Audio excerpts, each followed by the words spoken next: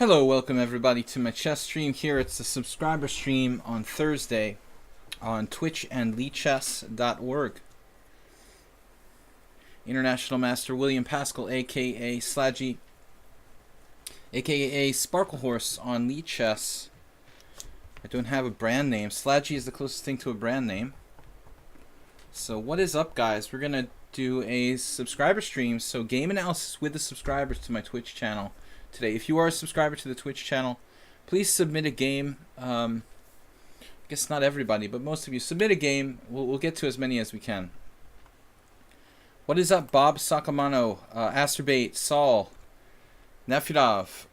Who else is here? Soltigo, I thought I saw earlier. Was he lurking around? I'm not sure. Soltigo's usually lurking around. Okay, we got Nefidov in S4. Move 11. We have enough for everybody. Enough time for everybody.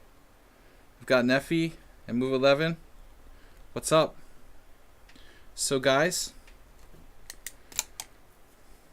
Merle Dixon. I haven't seen Merle Dixon on. Is he on? My neck is not straight. Oh, okay. So, got a new message here. That's from Nefidov, Bob Sakamano. Maybe S4 will throw one in. Merle is not here. Move 11. I'd like to see a game from you if you'd like to submit something for analysis. Don't be shy. Merle Dixon, welcome. Thank you for supporting the stream, guys. We really need your support. If you donate via bits on Twitch, that's awesome. If you can make a donation via PayPal, as Karsten did this week, we have much appreciation for the donations. Percy Hepworth, welcome. Welcome everybody. Even if you're not a subscriber, you're more than welcome. I appreciate those of you like Percy Hepworth, even if you're not a subscriber, to just be here regularly and contribute to the stream in a positive way. Much appreciated, guys. Asterbait, thank you for opening up the football cheers. So it's Croatia against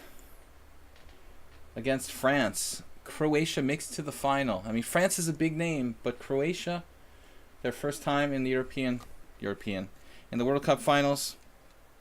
That's going to be something to look forward to. All right, Bits Fever. Don't be shy, Nefidov. What's up, guys? I'm going to start with Asterbait. We have submissions from Asterbait, Soltigo. Not sure we got one from Yobatis. I didn't see him in the stream yet. We might have a submission from Yobatis, Bob Sakamano, or Bobby. Nefidov, move 11 is a question mark. So, guys, feel free. KWG, that's just a challenge. A really weird time control. We're not probably doing too many challenges today. We usually get a lot of game submissions. S4. Okay. So, what's up, guys? Thanks so much for the bits donations from Merle Dixon and Asterbait leading the way this week. Spectacular Camel may be on later. Maybe he's lurking. This guy just keeps challenging me, but I'm not doing open challenges here today. Tomorrow morning I will be playing everybody 5+3 Blitz, so keep in mind, Fridays I'm trying to do a 10 a.m. EDT stream so that it's something like accessible to both North American or American and both European and American players. So most of my streams are in the afternoon. We're doing 10 a.m. on Friday morning. So S4 sent in a game. Bob supports Croatia. It's nice to see the underdog, you know. Actually, I don't know on paper who's the underdog. France just, won the World Cup before probably, so it's tempting to root for the underdog. All right.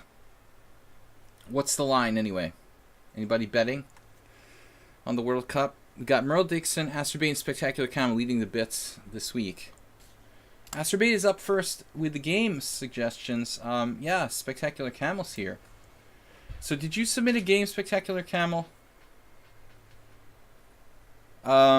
Just asking. I've got most of them in my messages here on lichess. It's not forced if you don't want to go over a game. Okay. So let's start with Asterbait's game. We've got one down there. He submitted first a while back. Asterbait's favorite opening, the Czech Benoni. Let's take a look here. He's playing the Czech Benoni with black. I think it's a tough opening to play for both sides, to be honest. Leading to very close positions. I think I've only had a handful of check Bononis with the white pieces. Maybe only 2 or 3 in my life I had to play against the check Bononi. Once I beat FIDE Master Aviv Friedman. I remember that. Once I lost to a Serbian I can't remember his name. And then there must have been another game or two against like weaker guys who I don't remember. Okay, so Asterbate is black here. It starts off oddly enough with c4, and then the English, knight f6, and then d4, now c5. We saw, with Asterbate, we saw a game where his opponent played e3. Nefedov said, I had a vision to put £200 to bet on England for the game against Croatia. Luckily, I don't do gambling. I'm kind of like that with American football. I don't normally do sports betting because I just don't consider myself to be, I don't like to gamble as well. Maybe blackjack or something like that where the odds are fairly close. But I don't like to do sports betting because I don't really know that much statistically. And once in a while I'll do an NFL bet. But yeah, betting on Brexit might be a better idea. Alright, so d5, e5, the check Bononi. And now knight to c3, d6. In an earlier game, I think we saw Asterbate's opponent in one game going like bishop g5, which that doesn't make sense. Actually, Spectacular Camel knows what I'm talking about here. Bishop g5, bishop e7, and bishop g5 has no sense in the check Bononi, whereas it has sense in the King's Indian. You're creating a pin. Here in the check Bononi, it doesn't make sense. The check Bologna. So bishop there, and sorry, e4. This is the standard move, and now a6. This is very early to be playing a6 Asterbate. And while it's probably not a terrible move, it just seems like you're committing yourself quite early here. So the standard check Bononi move is bishop e7. You probably know that already. You've played that in the past.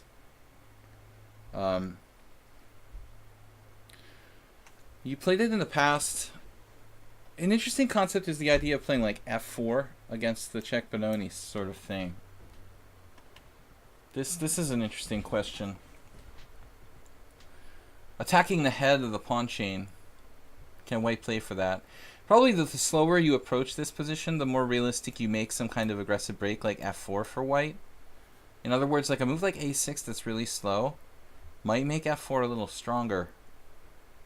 I wouldn't want to waste too much time.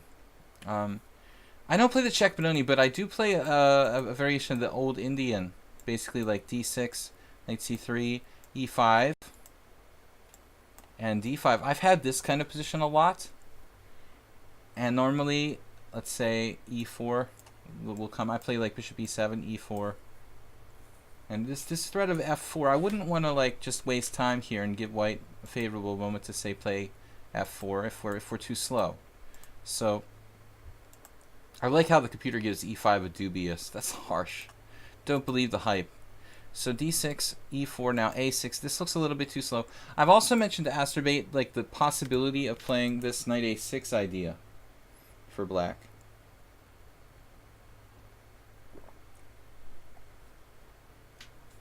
The problem with a6, Nefedov, I think, is that white's main break in this kind of structure, King's Indian check Bononi, is b4. And it may take a lot of time for white to prepare that. But basically, when that happens, usually the best course of action for black would be to like play b6 and then recapture with the pawn on c5. But I think the more pawn moves you make, the more you like loosen the queen side. And that's like the b6 square can become softened by having played a6. So I think I prefer not to move any pawns until it's really absolutely necessary on the queen side. Percy Hepworth, thank you for the bit donation. Do computer engines still have trouble correctly evaluating these closed positions? Like, okay, move 11. I was contracted to do a game analysis for lichess 2 weeks ago, where the guy that's running the blog for lichess, asked me to analyze King's Indian games, and I did one King's Indian game. Actually, I played over 5 or 6 lichess King's Indian games where it played mostly black, or sorry, mostly white, but like one game with black as well. And I think this AI, it's got a better feel than the typical chess program for closed positions. So I think as we move toward AI becoming like the standard for chess programs, we're going to see them evaluating like closed positions better, more in strategic terms, more like a human-like type of play. And I really like the way it handled these bayonet attacks that it was programmed to play. So, but a6 looks weird. It looks inflexible, and it takes away knight a6, which can be a useful move. So knight f3. Can white go f4 and try to bust this whole thing up? This move actually contradicts the classic sort of Nimzovich theory of don't attack the head of the pawn chain. But I think because black is so slow here, to some degree, that there may be justification. In other words, it's like a 4 pawns attack. Can black really hold this e5 point properly? a6 isn't helping. You know, a6 really looks slow. So there's a couple games here. Rivas Pastor against Van Riemsdyk. This is an old game from 1980. But f4, you know, the more black wastes time, the more justified that becomes. So let's see. White just played this knight f3. You could even play g6 here. Black plays bishop e7. Okay. I think bishop e2. Normal. Castles. I have mentioned to Asterbate, you know, we see this, what's it called? They try to play this lion's jaw. The Simon Williams, like, all-encompassing recipe of doing, like, knight d7, knight f8, h6, g5, knight f8, knight g6. Basically this Philidor type of plan. But I think it's not that effectual until white is really committed to castling on the king side. No pawn break, no plan. Maybe no plan, but yeah, I mean, the pawn break is the heart of the plan, usually in close positions. So white has the b4 break on the queen side. He has the f4 break on the king side. And black has the f5 break on the king side and the b5 break on the queen side. But you have the move that's more in keeping with the side where you have a space advantage is usually better. So, anyways, okay, castles is fine. Bishop e2, castles, h3. Now, I played a similar line against Asterbate, but I played with my bishop on d3. Queen e2, and this is following a Spassky game I saw a long time ago. Queen e2, bishop d3, bishop e3, and then g4. And maybe castling queenside for white. Here, white doesn't really have a plan. He plays castles kingside. You know, with castles kingside, I'm not really in love with h3. I don't understand why you want to play h3 in a castle kingside position like this, really.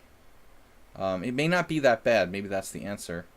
Here's a Tot Bela game where he lost in 1997.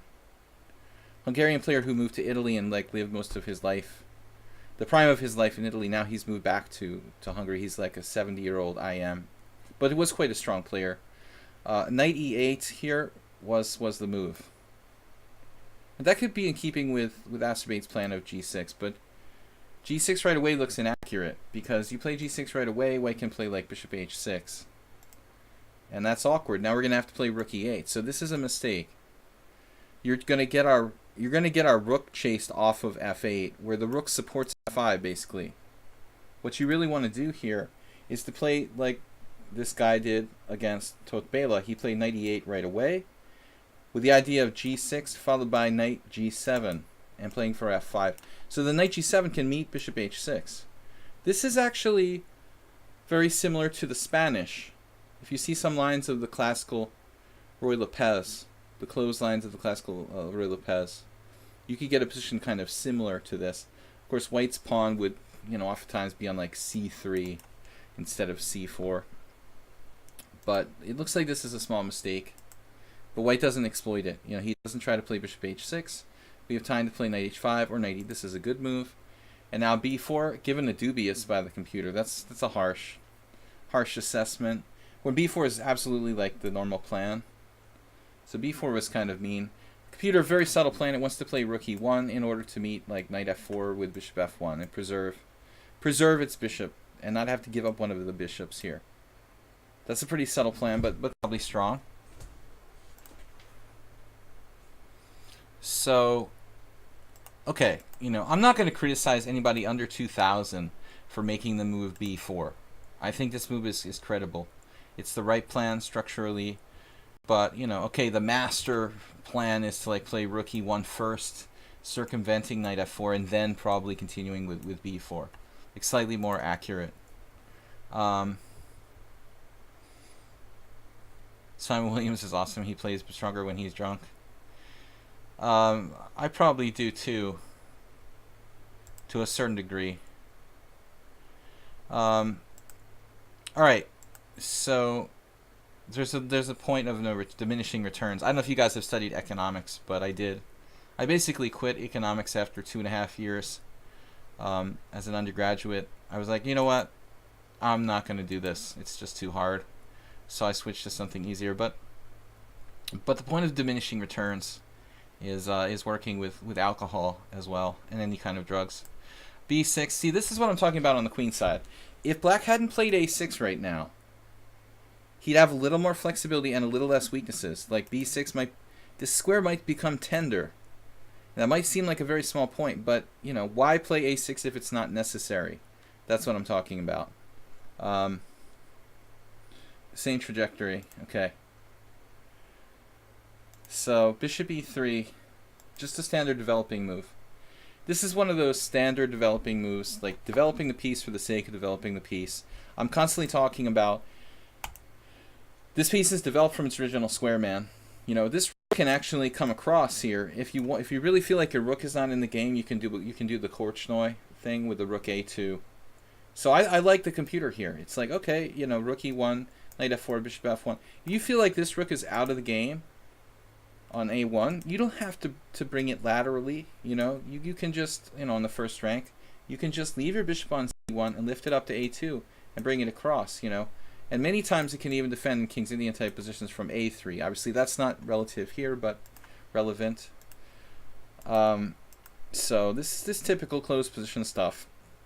b4, another harsh evaluation by the computer. b6, a good move, given dubious by the engine.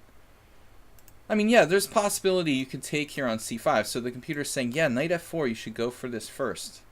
Grab the bishop pair. I think Stockfish overvalues bishop pairs, or just bishops in general, compared to most engines. Bishop e3, knight f4, and now he takes.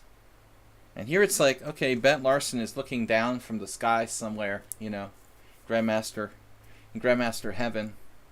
And he's like smiling, you know, because Larson played the Benoni and he played the King's Indian, all these hyper type positions. But you know, you'd see players who would give up a rook for this bishop. You know, here you're getting it for free. You're not even having to sacrifice the exchange or anything. White's just taking on f4, giving up the good bishop, the dark squared bishop. Look what happens now.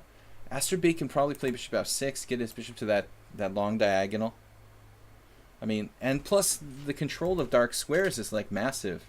So bishop takes f4 is the kind of move you don't really want to make unless you've got a definite reason why you have to do it. Although I have made that move in similar situations. Here, Asterbate made an awkward move, bishop g5. Right now, yeah, there's nothing wrong with g5. If you have to play it, you play it. You would weaken your squares, your white squares, a little bit. You know, I've actually played this kind of idea in King's Indian with white, where I'm coming with my bishop to g4, my white square bishop to g4, trading it off on c8. Isn't black really cramped here? Well, I mean, you know, all closed positions. Yeah, he's a little cramped. I wouldn't say it's that bad. Black has lateral Benoni rook moves too. Playing a6 and b6 in the Benoni is often a great thing. He can play rook a7 and cross. And the important thing is that his bishop gets out. The crampness will go away when black plays like bishop f6. So he played this very awkward move here, bishop g5. This is maybe bad tactically, but most importantly, you know, his bishop is just strangely placed here. So knight takes g5, not really doing much with that dark square bishop. Asterbate gained the dark square bishop that was very strong. He just allowed it to be traded off. Okay, it's his bad bishop. White misses a tactic here with g3, pinning the pawn. And that's a big problem. Like, he's probably in trouble after this. I just don't think there's a way to not lose a pawn here. Strangely enough. But white was like reticent to weaken king side, so he just ignored it. Now this is horrible. That's a pawn, not a bishop. Where's Ponda? Ponda is black and white. He's a chess animal. Hey. Is that a pawn or a bishop? What do you think, huh? It looks like a big pawn. Yeah. Okay. H5. So the chess Ponda is suggesting a plan based on H5 here, which actually might come into play. Like if we could play H5, King G7, Rook H8, you can do a thing like this where you can create like a Kingsian attack down the H file essentially. It's not a joke. But first things first, Knight E5, very strong move. Look how this is transformed into black's massive advantage. Asterbate is like crushing now. He's threatening Knight 6 F3 check. This H3 pawn is weak. And that's what I was saying earlier. You don't play H3 and then castle kingside in the check Benoni usually. You'd play like H3 and not castle or castle queenside, as I've done, you know, against Asterbate myself with white. Okay, if you do H3, you can do it, but you have to take care. Here he's gone into a bad situation. He plays Queen E2. Now just imagine for a moment, if you will, if we had Ponda's move, H5. Imagine the possibilities. If we had H5, we could play Knight takes F3 check, Queen takes F3, Bishop G4. Maybe have a very strong attack like sacking a piece. Bishop G4, H takes G4, H takes G4. Now, just hypothetical here. Imagine, like, you know, we did H5 white passed with Rook A2. And we have this kind of position. This would be a great idea, you know, to sacrifice a piece. Bishop G4, something like this. Possibly a very strong attack here along the open H file. If we had time to play King G7, bring the rook down along the H file. Looks like good chances for counterplay. So the Ponda has his ideas, but Asterbate just goes for the material win, which looks correct. Bishop takes H3. Now again, now we're threatening to win a queen actually with Knight takes F3, followed by Bishop G4. Isn't black really cramped here? He says, what? HTFP, if I'm Will. Do you agree with NM Stan Kitsis that opening theory shouldn't be studied until after achieving 2000 USCF? I don't know. I think that's like a little bit too much of a, you know, I think it's a little too much of an exaggeration. I think it shouldn't be, I would be much more liberal about it. You know, I would say it shouldn't be like your main focus. I think that people become obsessed with it. You know, you got 1,300 players who are collecting all kinds of opening books. And I think this is what the guy is sort of advising against. But I wouldn't be so, you know, so exaggerated that you shouldn't study it at all. I think it's important, especially the principles, to have a little bit of opening theory is good. But to try to like learn the Najdorf, you know, for players, very complicated variations of super complex theoretical openings under 2000, obviously as maybe is the wrong thing to focus on. You know, so I'd be agreeing with him in principle, but probably not exaggerating that much. You know, of course it depends. You got 1900 players young players who are playing like almost playing like grandmasters and gaining hundreds of rating points. Probably doesn't hurt them to have some opening theory, but it shouldn't be your main focus. Yeah. What is the relation between 2000 USCF, 2000 ELO FIDE? I think that the USCF ratings are probably about 75 points inflated. That's just an approximation. It's always it's actually, you know, it's gone up and down. But over my career, in the 30-year career that I've had in chess, I think that the US Chess Federation ratings are fairly consistent, but they have over the 30-year that I've been playing chess probably ranged between 50 and 100 points of rating inflation on average. When I was like at my peak, let's say my peak USCF rating was like 2515, whereas my peak FIDE rating was like 2465 or something like that. So if you look at the difference between my peak USCF rating, my peak FIDE rating, you'd have a difference of 50 points. I think the average would probably be around 75, something like that. Okay, so Bishop takes h3. Asterbait wraps it up now. The fancy move, bishop takes g2. Very cute. Very, very cute. Beautiful. Beautiful move. Crushing. Is that a question mark? No. There's also knight takes f3 check. This is not good, though, because knight takes here, he gets away with queen d3. This is probably a winning position for black, but much harder. You know, obviously, bishop takes g2 is just a beautiful move for black here, and he doesn't really want to trade that knight anyway. So clearly the best move. Beautiful finish by Asterbait. And now it's like forced mate, I guess, and Asterbait played a crazy move. Knight takes c4 double question mark. When he misses f3. Lack of focus. Maybe this was a mouse slip or something. What could Asterbait have been thinking when he played knight takes c4 here? He was throwing the game for money. He got distracted by a text message. I don't know what happened when he played knight takes c4. This is just game over. He has some sort of hallucination. That's weird, man. I mean, knight takes c4 doesn't really make sense. Strange. Asterbait got distracted. I think it's fine to study a limited amount of opening theory. You just shouldn't be your #1 priority until you're like a master. Lots of good players I can illustrate. Karpov, Anatoly Karpov, Gadakamsky, Alexei Dreyev. 3 like Soviet-trained grandmasters who have been, you know, in the top 20 in the world, all of them, you know, 2 of them. One of them a world champion, one of them a world championship candidate. Another one, you know, top 20. Those guys all became grandmasters with very limited opening theory, pretty much along the same standard. And Dreyev would go on to become quite a theoretical player. I don't think that Kamsky and Karpov were ever real theoreticians. Though Karpov got to become world champion, he was never considered really a theoretician. And Kamsky obviously is not. But you can even become a theoretician later. Like Dreyev is quite strong theoretically.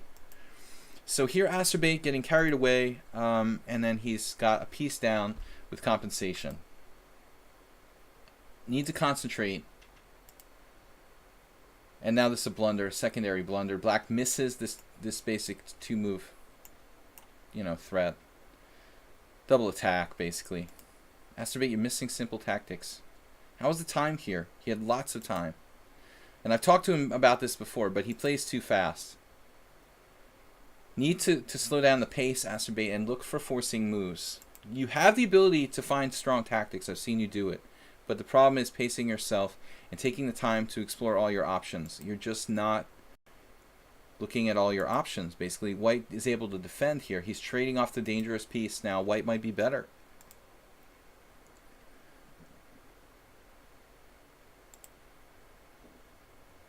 He's just losing material, dropping a pawn now. Knight back to e3. This is a very inconsistent game. Now White's up a pawn, or sorry, White's up a piece for several pawns, 2 pawns. No, this was terrible. Let it get out of control. Asterbait missed forced mate. He missed a fork, and now he's fighting for his life here, without enough for the piece. I don't know how he manages to pull this out. So now it's just 1 pawn for a piece. White is objectively winning. It's a pawn on g2, but it's an excellent defender, so White should win this position. And he just dropped his rook on a1. So that's it. Though the opening was interesting. The subsequent play was, you know, quite bad with mistakes for both sides.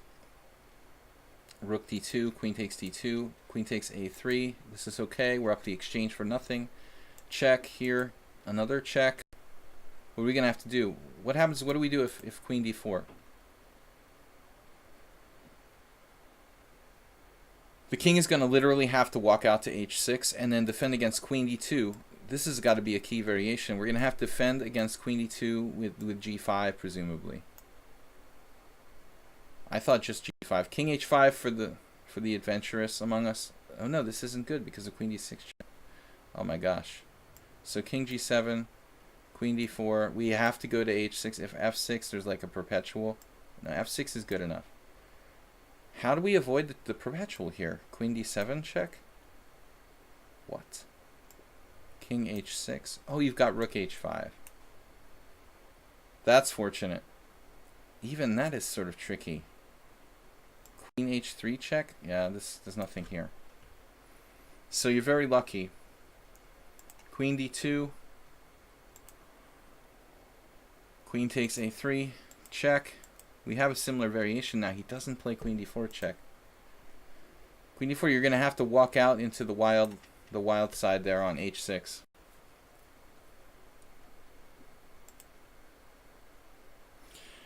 Okay, Tomato Juice says, many people play the same moves, and if I make a bad one, I obviously get a bad position.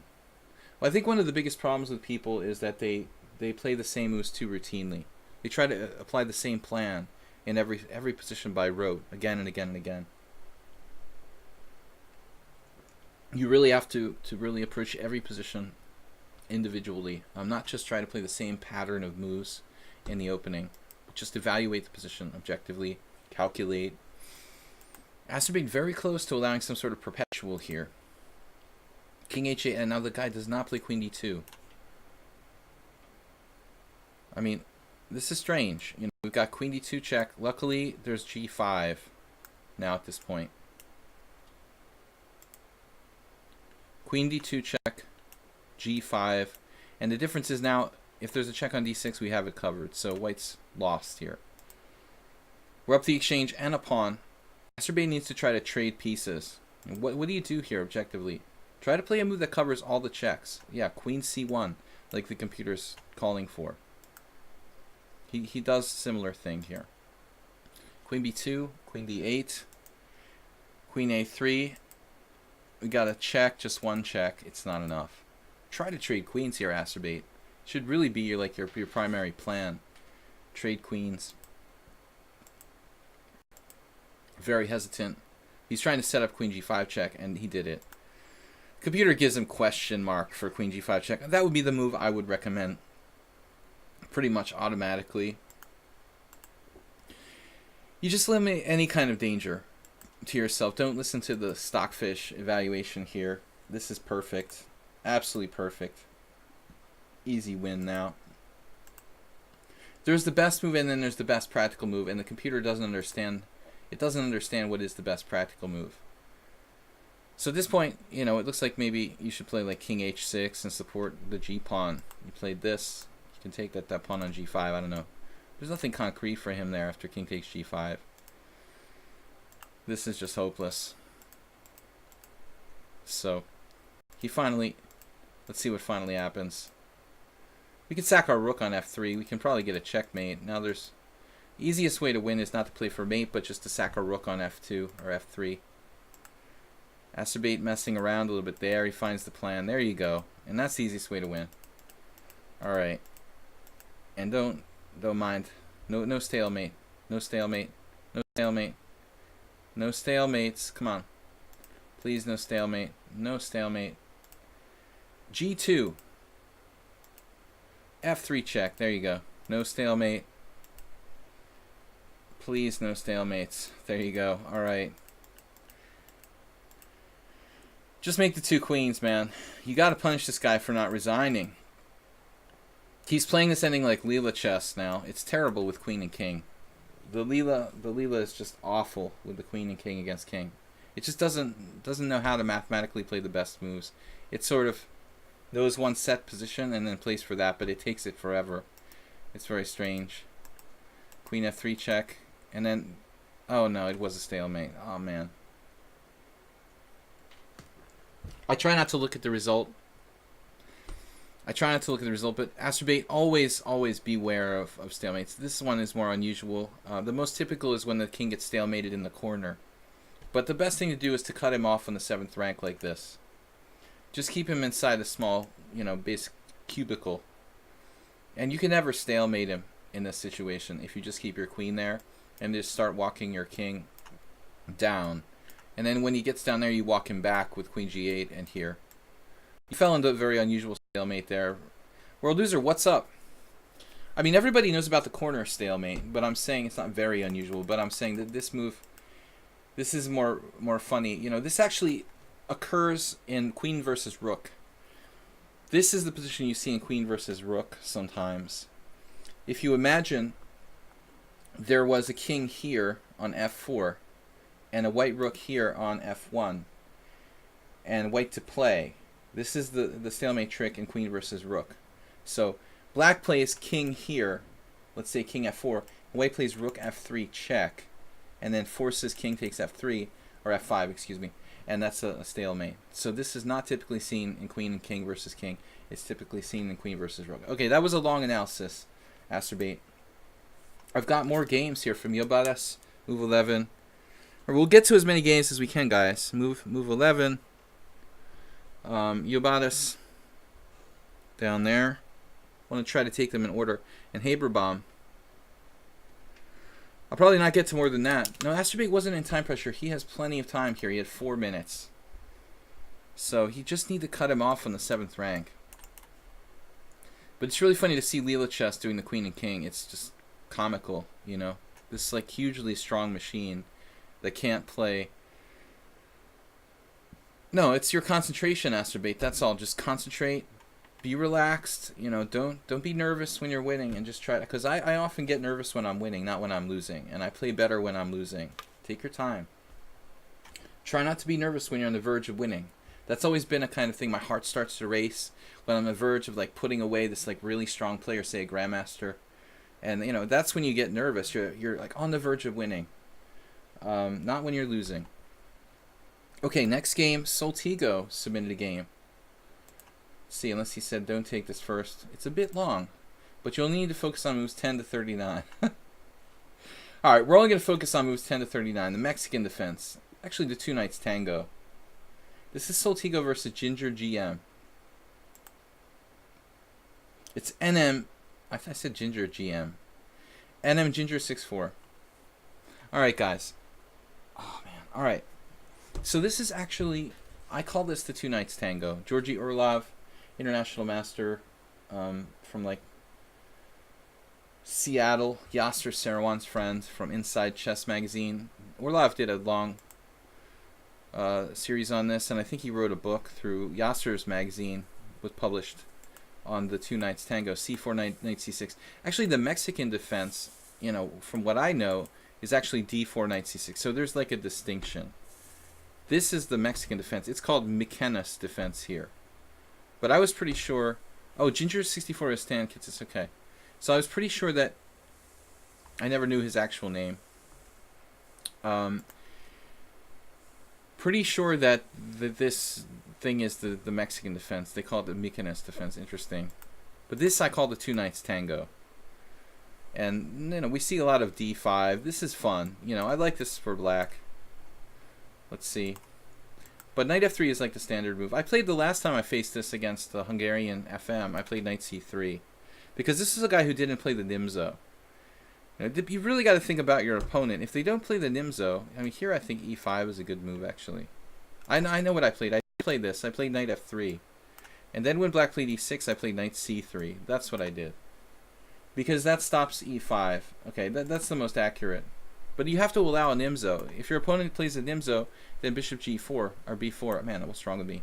Bishop b4 is a good move. So, Tushar, what's up? Think about your opponent here. Knight f3, e6. You know, so here, if your opponent's a Nimzo player, you might want to think about a3. This is the move I played in the past. Bologan recommends g6.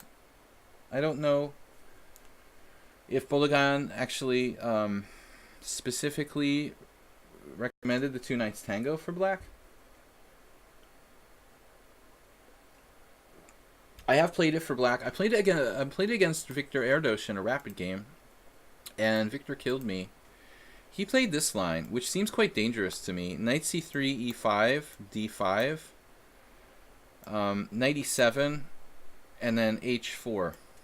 This is Erdos Paschall from a blitz game, not blitz but rapid tournament in Budapest some years ago, during my poker, maybe my poker early poker, late chess period. Knight eg8, and then I think a3, if I remember correctly. Super weird position. But I didn't really know the theory here. You see, it was played by Portish back in 1992. Ponda is really psyched about it. Hey, what's up? You don't think I can physically allow myself to ignore any moves? Man, I can't cover half the moves. Ponda loves h4. We've got to introduce him to Victor. Hey.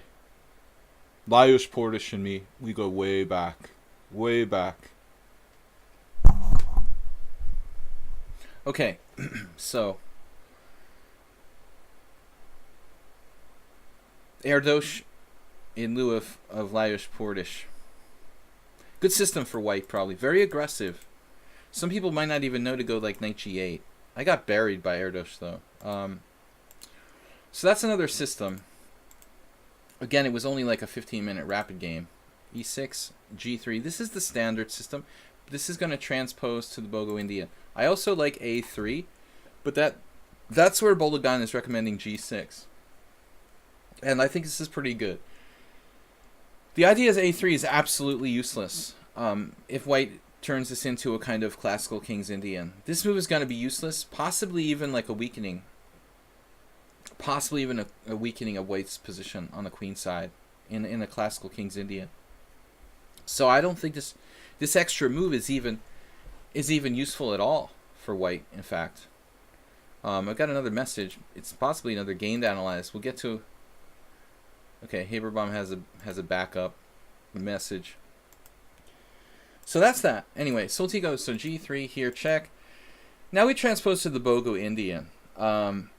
White's supposed to play bishop d2 here.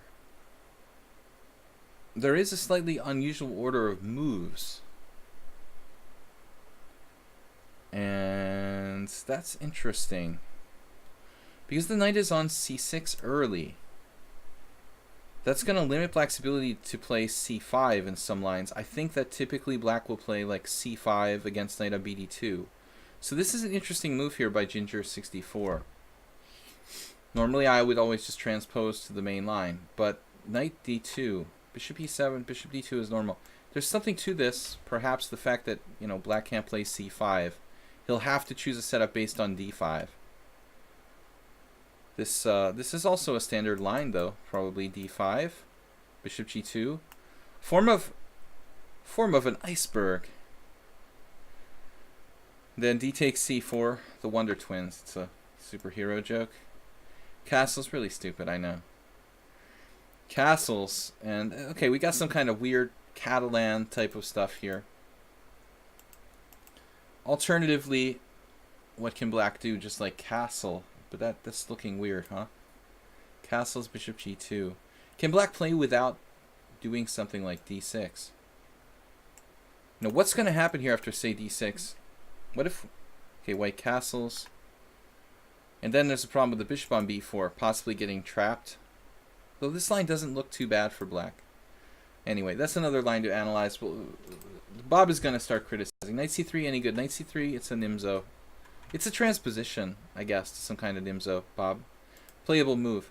This looks like it's theory. See that trick where your bishop starts getting funky if you don't do something about the pin? There's a Taimanov game here, it looks like. Sakayev Taimanov from 1999. Taimanov getting up there. Boris Golko won with black against Laputian. This bishop gets funny because it's not pinning anything anymore. Anyways, do you own a chess base? I've owned a lot of I've owned a lot of chess base. Chess base 14 now.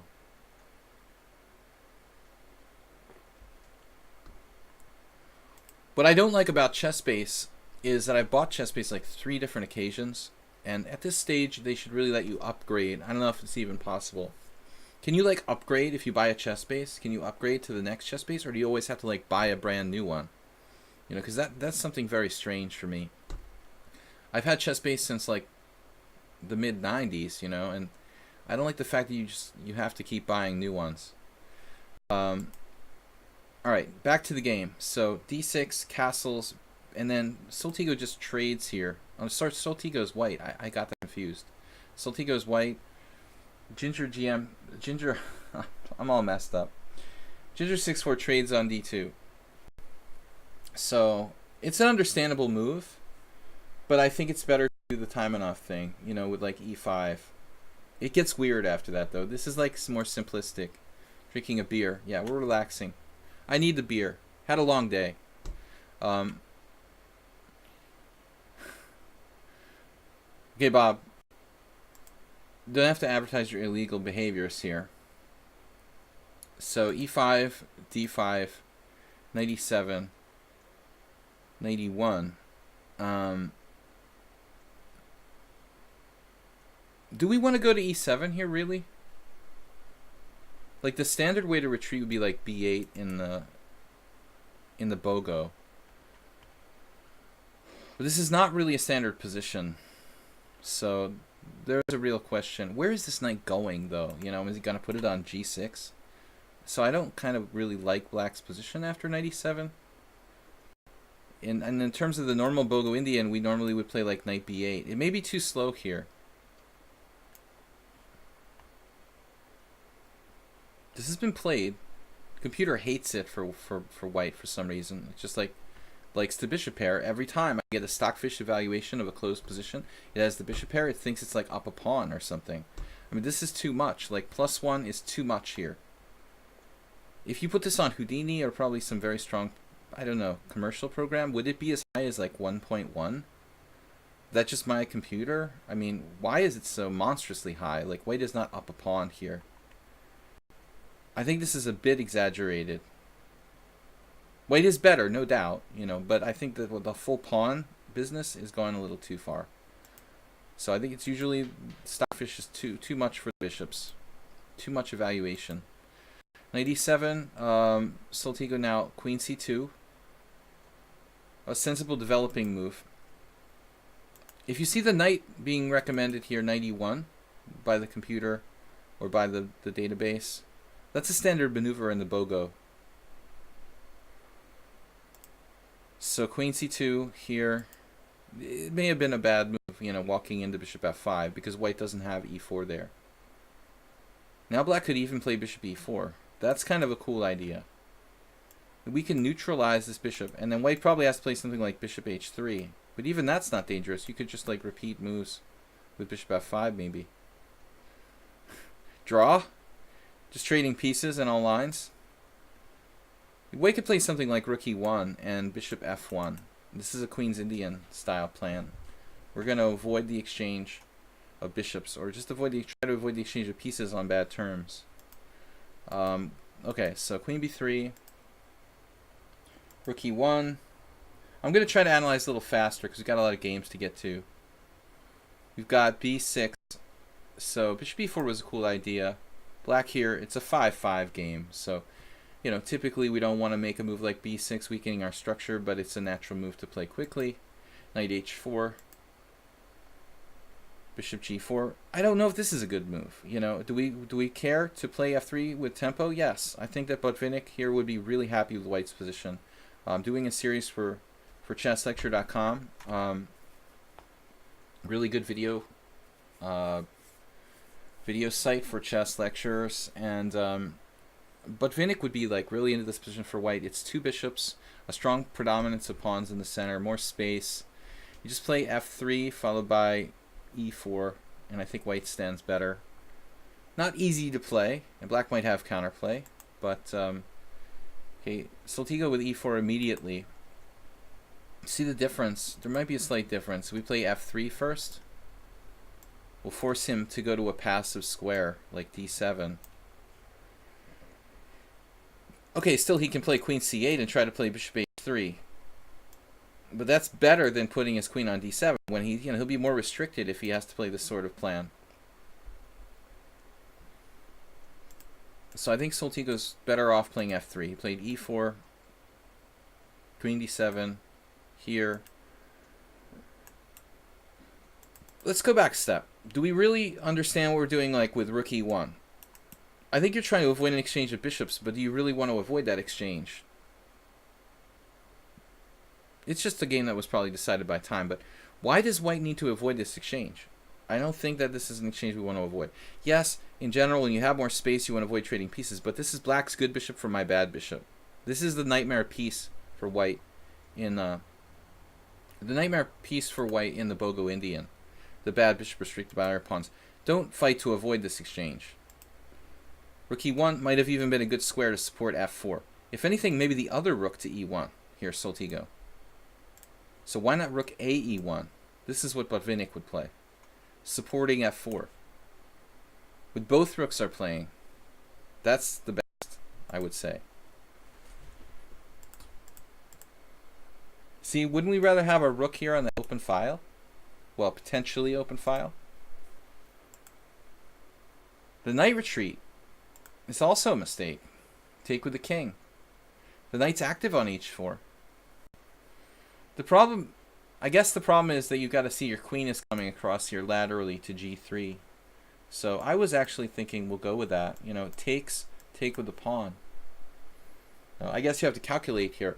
If you don't see this, okay, I've got a problem, queen g4 check. But I kind of like this a little bit better. You can also take with the bishop. I guess it's okay, but it looks rather equal to me. Black can probably trade pieces with like knight g6, and it's not so bad. Any disadvantage for black here is minimal, or maybe non-existent. So some subtle mistakes by Soltigo. He takes with the knight. Black had a great chance to play queen g4, or queen h3, knight g4 there. I mated someone not that long ago in a stream game, a strong player. A knight takes. We don't want to do that. You know, we like the pawns like this, Soltigo. These pawns control all the central squares, taking away outposts from the enemy pieces. Take away the outpost squares. Use those pawns actively. This move is okay, but it leaves a big hole on e5. Yeah, the rooks would be best placed on e1 and f1 right now. And he just plays this. Our king looks a little open at the moment.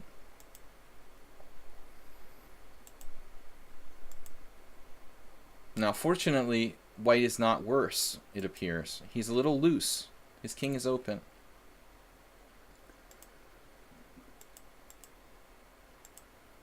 Queen c3, a weird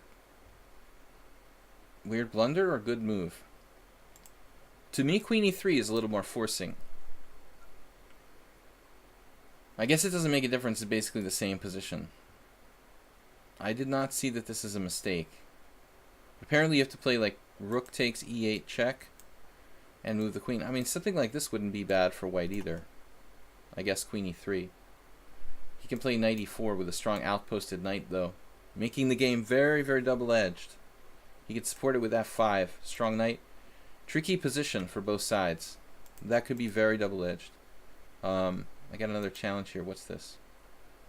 Okay, yeah, we're not taking challenges right now. Just playing some games.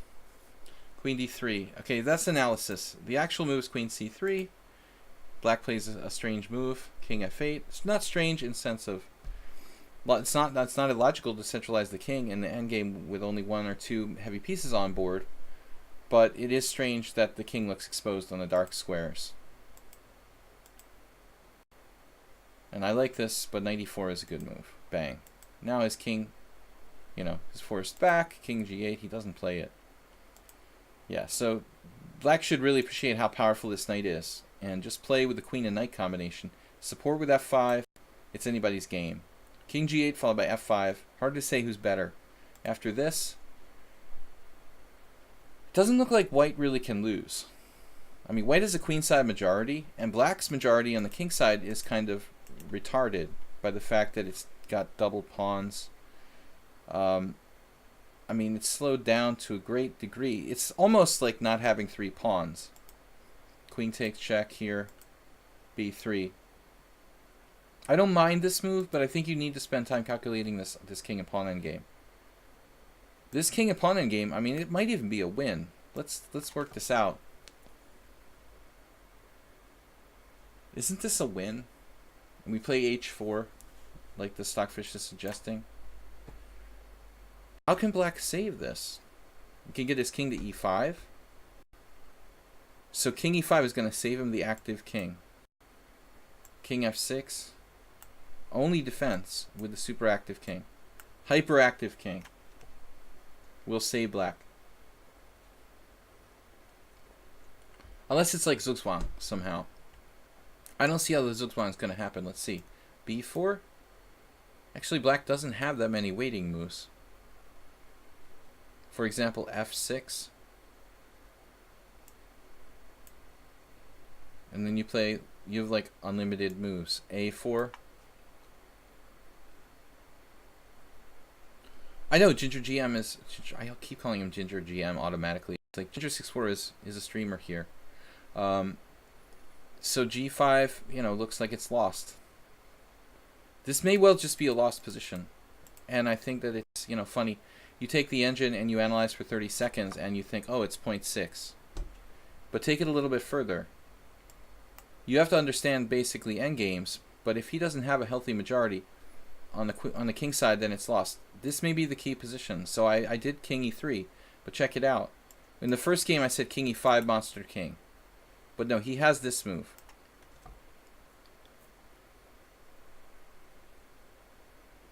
Suddenly black's king side exists. What about h5 here? Wow, look how this transforms. If h5, king e5, and then what are you going to do? Like g4? And then f5? Let's just say f5. We have to take it. King takes f5. And something like b4. Very, very dicey. I don't think that black's winning, is he? Maybe he could. If he get his king to d4, king f2, just for hypotheticals, king g5, king g3. If his king leaves the square of the pawn, he loses, so he can't play king takes h5 because of c5 winning. So black is never winning, but it looks like this idea of playing g5 saves the game. Just barely. He would have to play perfectly to mobilize his king side there. Alright, so Sotigo didn't do that. He played b3, letting black have a second chance to keep himself from having the broken pawn structure.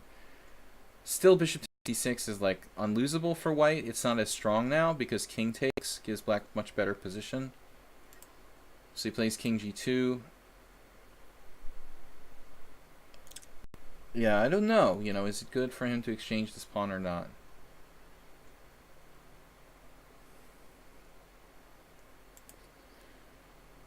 He takes, king f3. I'd like to get Bobby Fischer in the house. Fischer was excellent in bishop versus knight endgames.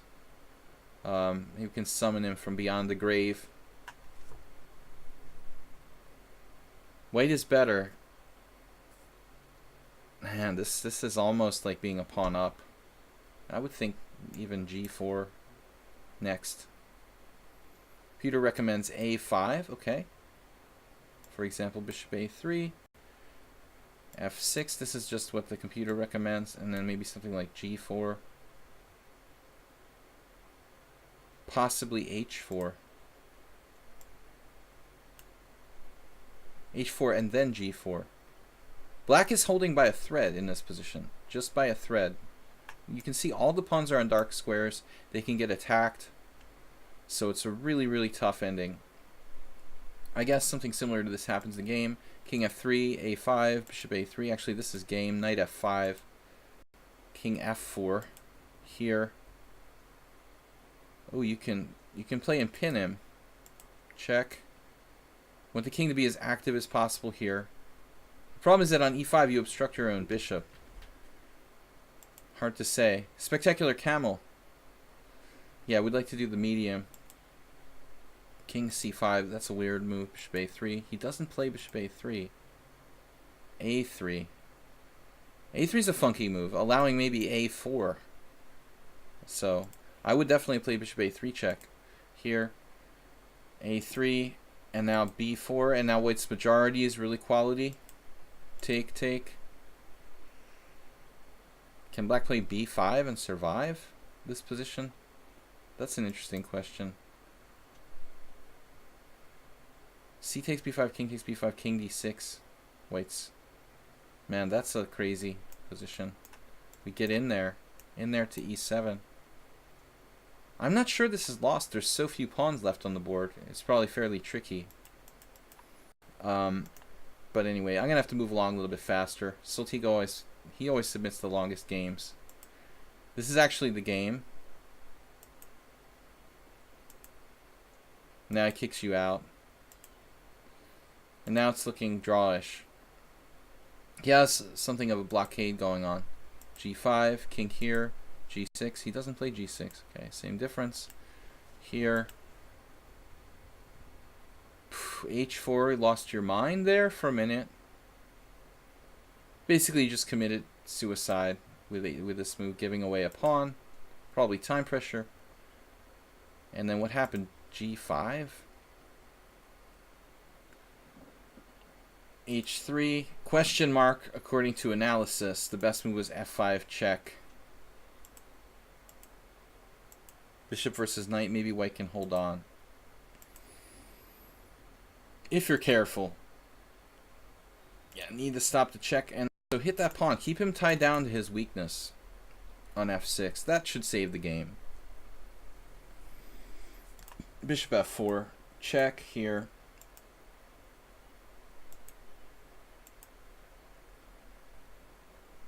Two pawns still on the board for black. It's really tough. Knight D3, Bishop D6. That's a very strange move. Too materialistic. Stockfish is claiming the C6 is a draw, or maybe not. Anyway, it's the best chance. C6 check. King takes C6. And then what? Yeah. Bishop D2. Hoping for B4. The black king is too strong here. So he'll create some kind of textbook position. Knight C5, that's a nasty move. With a fork here, if you take the pawn.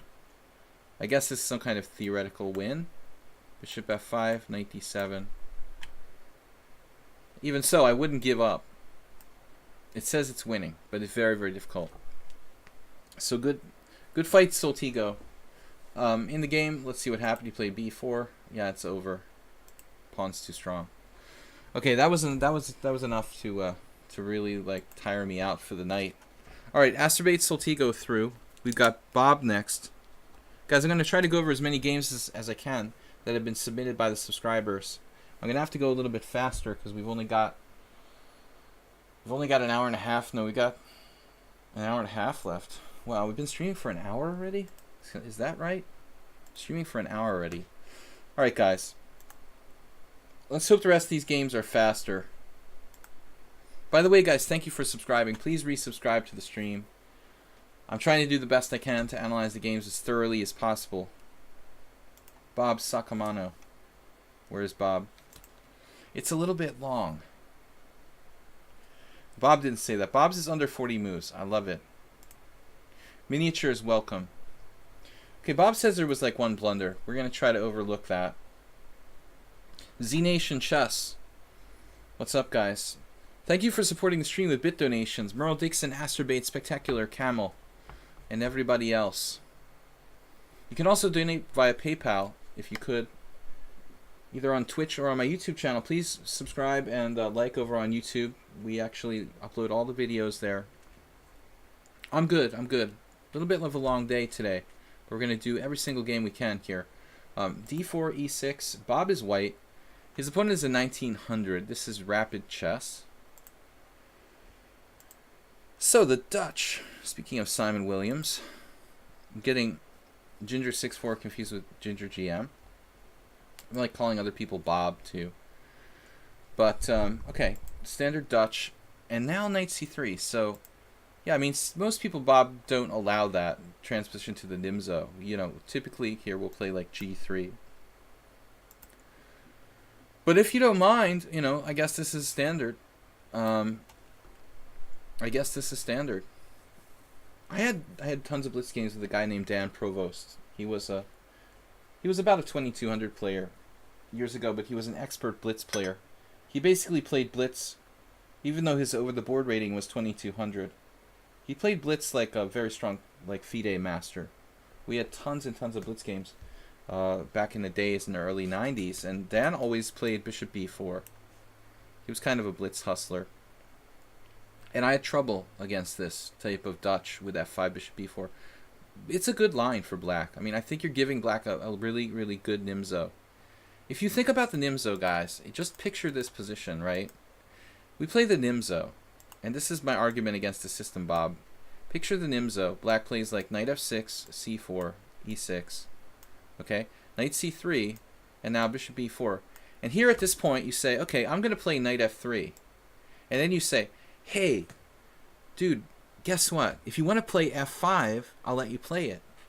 You know, if you offer the grandmaster the opportunity to play f5 in this position with black, if it were a legal move, I think that a lot of them would actually take you up on that offer. Like, I would say you're playing a tournament game, 10 tournament games against grandmasters with white here.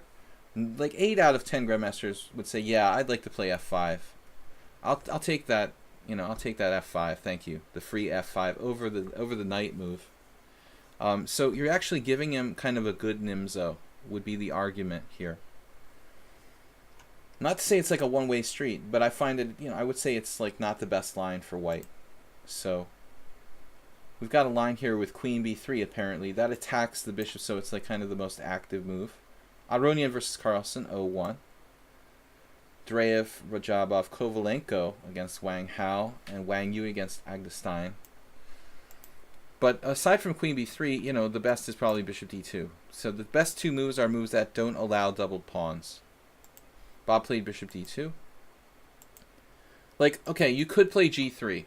I think I had a game like this years ago with black, actually. Not to say that this is horrible for white at all. It's not really a one-way street. g3 might not be so bad. But one of those three moves. Whoops. All right. Wow, this endgame looks like something like a Capablanca Tartakover. Okay. So by bishop d2, we're transposing back to some kind of classic Nimzovichian sort of thing. Bishop takes c3 unprovoked. Just not really necessary, you know. Releasing the tension too early. How often have we heard that? So black should castle or play b6. Why do we need to make this exchange so unprovoked? We'd really rather see white play a3. If white wastes the move a3, we're going to gain a tempo. We'll get a free move out of it. No, bishop takes c3 unprovoked, not good. Well, not that horrible. You know, now it's actually a position that could transpose to a Bogo Indian. Knight e4. Bishop d3. Don't really like it. My preference would be to go with g3. Bob doesn't seem to like the fianchetto. But I think this is going to be almost identical to like a normal Bogo Indian or Queen's Indian of some sort after this. So you like e3, but you should probably defend the bishop from being doubled pawn, you know, from allowing the doubled pawns. Why not play rook c1 here at this point? So bishop d3, again, Capablanca Tartakover, that's why I brought it up. Somebody recently, one of my students, got the book. I think it was Mr. Coffee, I don't know if he's here today. Mr. Coffee got the book, The Most Instructive Chess Games Ever Played, and I think the Capablanca Tartakover is like one of the first ones in there. And if we do like b takes c, black plays something like d6 and knight c6, and white plays e4, we'll have almost identical. It will transpose to Capablanca versus Tartakover. Mr. Coffee, what's up? So, I was just talking about you. This is gonna be very close to that endgame. It was a very classic endgame where actually Capablanca won with white with the double pawns. He broke with e4. And Bob misses his chance to play e4 here. If you can play e4 against the Dutch, you're almost like refuting the Dutch, essentially. Black's whole game is about controlling e4. And if you are able to achieve e4 yourself, you should probably do it. You know, basically, f takes e4, bishop takes e4, now black has to play an awkward move. I mean, either d5, obstructing his own stuff, or knight 6 allowing, like, tragically doubled pawns. So this was a golden opportunity for Bob to play, you know, e4, and he didn't do it. And you wouldn't see much if you looked at the Stockfish analysis or whatever. You know, probably wouldn't, you know, make a big deal about it. Queen c2 takes your queen away from protecting f3. So I like e2 better. Still e4. He does it now before it's too late. Now it's almost a direct transposition to Capablanca versus Tartakover. The difference is the queen is on... Capablanca's queen was on e2. And he was probably castled here. Almost identical position. Takes, bishop takes. Bishop takes, queen takes, and knight c6. Dude, check out the game. It's the same position, I think, with white castled, if I'm not mistaken. Like the exact same position. Isn't it, Mr. Coffee? Just white is castled here. This is the structure where Capablanca won in the ending. Famous rook endgame. So d5, that's looking pretty early. Okay? I don't mind d5. Maybe black's punching will be broken, but you know, you're flirting with disaster here along the file. And you're probably going to have to take with the queen on d5, which is not optimal. So, unless you want to play like Ponda and play, I don't know, h4, which I don't think is sound. Hey, what's up, guys? I'm not creepy, am I? You all like h4, and I'm entertaining. What's up? Have a great subscriber stream, okay? So, the Ponda in the house there for Mr. Coffee. But, no, I mean, we should just castle, man. What other move is there in this position? Castle. And then maybe we'll do, you know, maybe we'll do out of game one, you know, what we saw in game one, like rook ae1, rather than rook fe1, rook ae1. I agree, Bob. It's okay, but I think you have more than you think you do. You know what I mean? Like, this move is like almost a bailing out. It's a bailing out. But don't misevaluate this position. Like, the computer thinks you're better. So, d5 is bailing out when you don't need to bail out. It's not a horrible move, but I don't understand what's wrong with this. Just taking. Here, do we have a strong tactic or something with knight g5? Because I think this structure sucks for white. You know, I really, really don't like this. There's a world of difference between double pawns, you know, that are part of like that c3, c4, d4 structure, and these double isolanis. You know, I think this is looking really creepy. This is creepier than a creepy panda. This structure is looking like something that could be a disaster. So keep that in mind. You know, even if Stockfish says this is even, I think it's very, very easy for white to go wrong here, because these pawns will just drop at some point in the future. There's no reason you have to commit to that just yet. You could probably play d5 later if you want to. So this didn't happen. You know, it did happen. My bad. King h8. This was the game. Okay, castles. This was actually what happened. Wow. Yeah, the creepy pawn structure. So did something bad happen? You know, knight flirting with f4. Now you had the bad structure, and you're going to have to prove something, you know, and it's hard to do that. Locks it down with d6. Now there's no c5 break. That was an idea you might have had. Thank you, Spectacular Camel. Good move staying active. So Bob manages to stay just enough active to stay afloat here with his bad structure.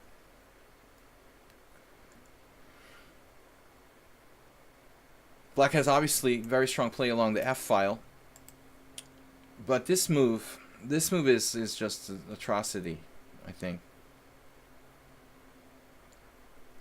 Couldn't white maybe even take? How bad is this? I'm just wondering, how bad is it, you know? Because getting the knights off the board would make white's drawing chances better. It looks like he's going to drop the a pawn. That may be a legitimate problem. I think losing the a pawn is too much. So you can't take. It looks like he did the sensible thing. But I think black's going down a bad path. This exchanging knights thing, probably not a really good idea. With this structural advantage, I think he'd rather not exchange knights. I was really looking for a knight to come to f4 at some point. But this is actually given the best move by the computer. Knight e5. Maybe it's necessary. I didn't want to do it. So Bob allows this. And a rather ugly endgame. This is slightly different than Capablanca versus Tartakover. This structure is looking pretty ugly. So white is fighting an uphill battle for a draw here. H6. That's a little materialistic. You could have tried to play more actively with rook down. Not a bad pawn sacrifice. Rook on the 7th, 2 for 1 sale, but you get extremely active in the process here. If rook takes f3, rook takes c7, you take out the base of his pawn chain, get a rook on the 7th, there's no way you're losing. There's just no way you're losing this position with rooks on the 7th like that. You're just too active. So think active in the endgame. You know, this is an important concept. Here gives him time to play like rook f7. Rook e8 check. Take here, king up.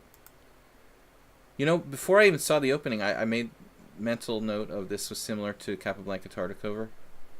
Man, this is a huge move, rook f5. This cuts off the white king.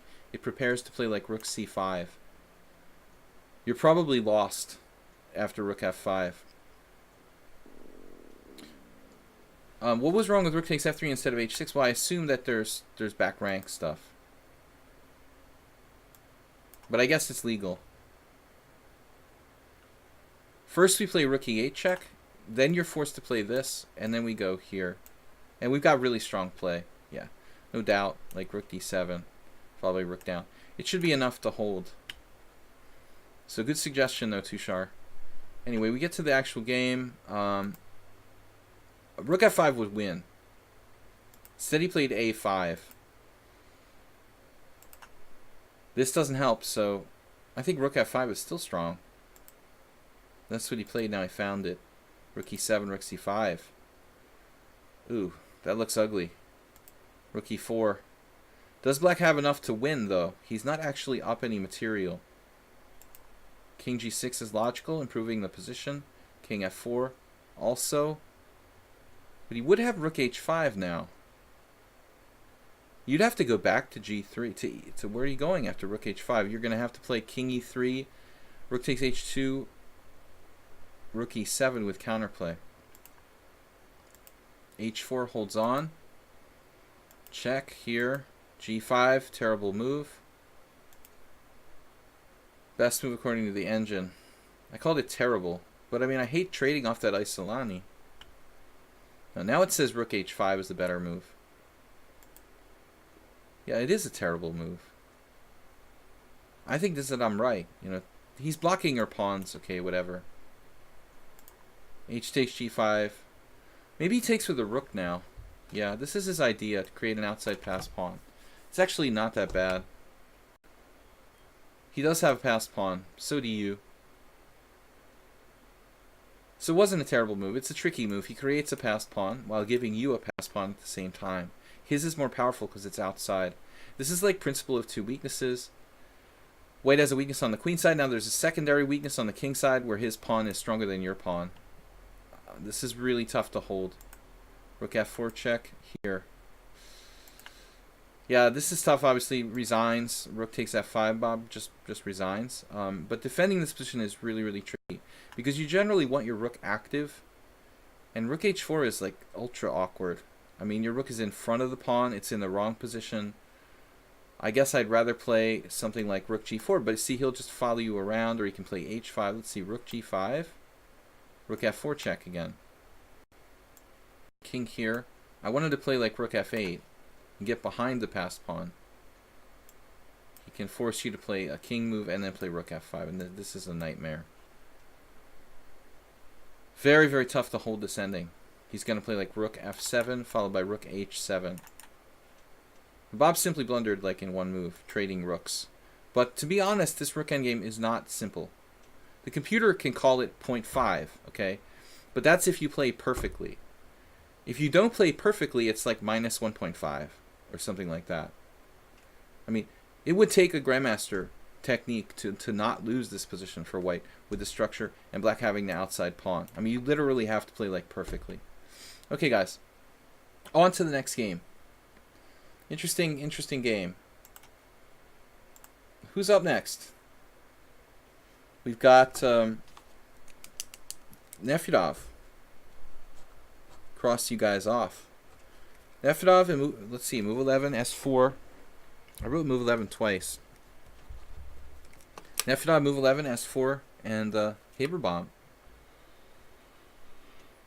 Alright, so where's Nefedov? Please, choice of 2.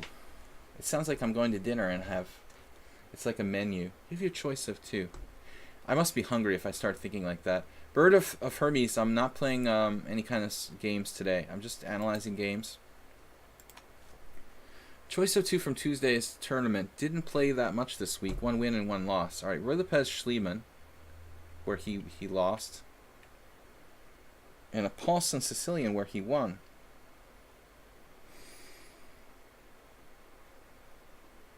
The Paulson Sicilian looks like classic Nefedov with white.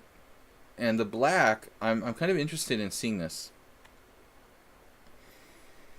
Let's see what happened to derail Nefedov in a Lopez, because he looks like he handled the game with white. That's just showing off one of his good games. Oh, this is against Nostalgia for Wine. Okay, now this guy won the tournament this week on Tuesday.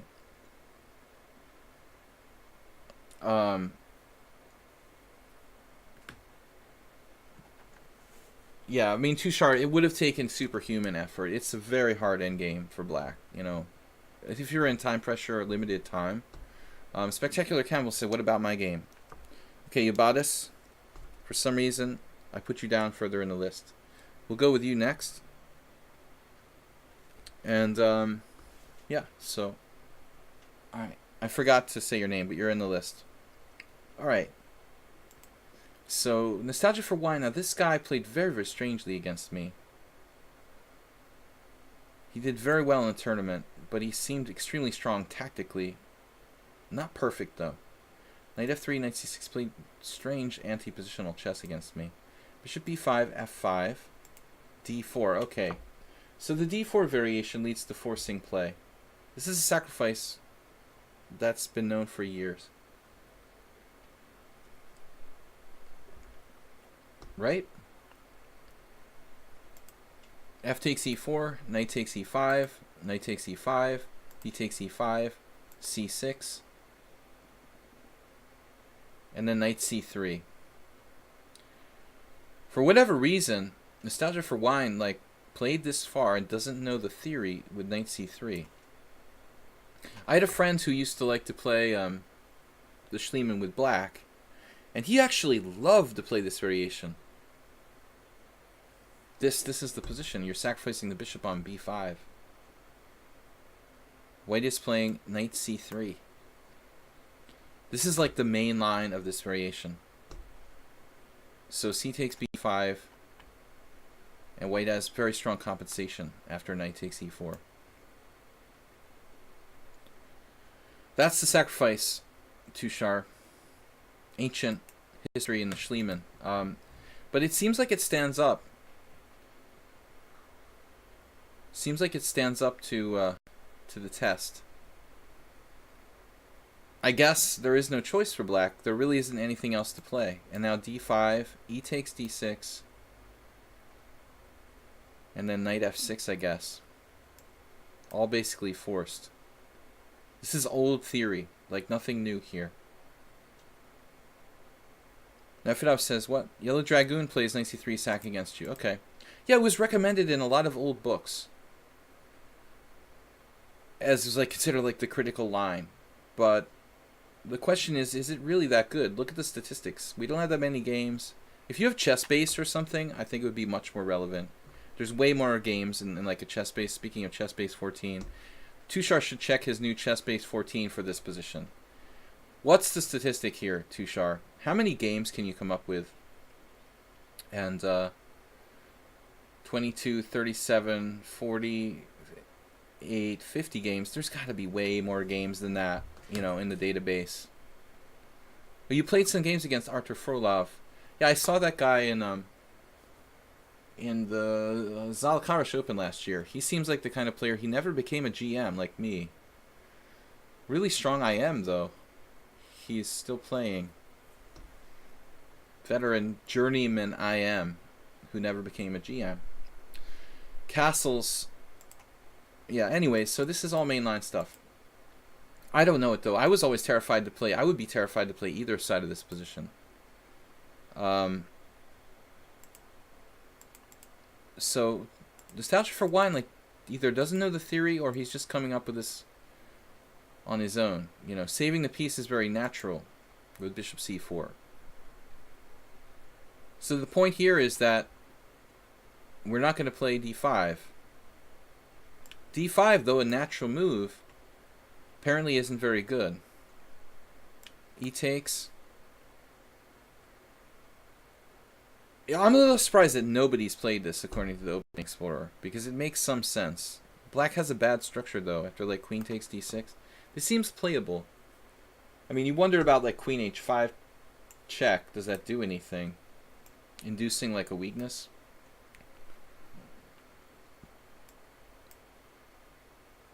Then back or something like that. That's interesting, actually. You know, that might even be better than the first variation the computer spits out. So, the natural d5 not strong, but if you don't know the theory, maybe you don't realize this queen a5 check. You know, it's just good for black. Robert Harderson, Icelandic player, is falling for this, you know. I mean, maybe they just didn't know the theory. I mean, this just looks bad for white. We're just up a pawn, right? Castles, d5.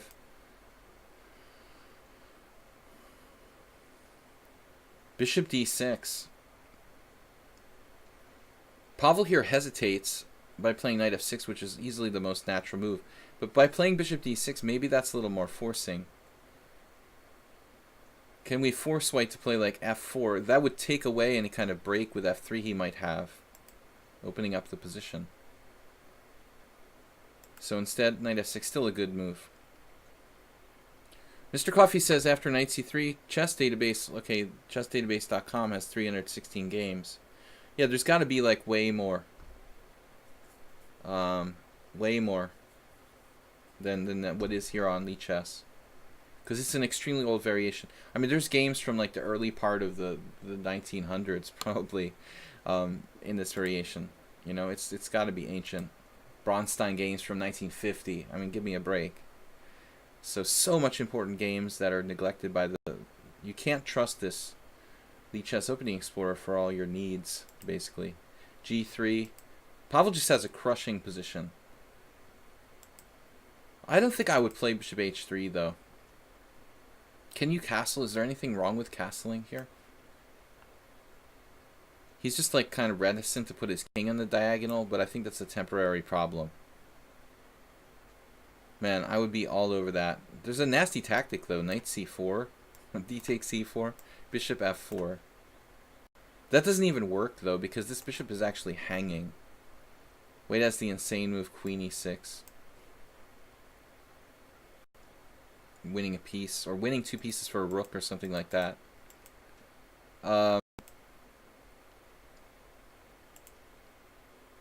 So here, how could Nefedov possibly lose this? Totally winning. Then knight g4, only move.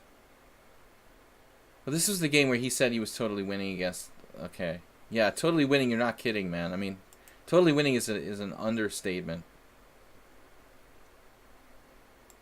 Nefedov maybe just said he was winning, but I mean he's like winning, like crushing up everything here.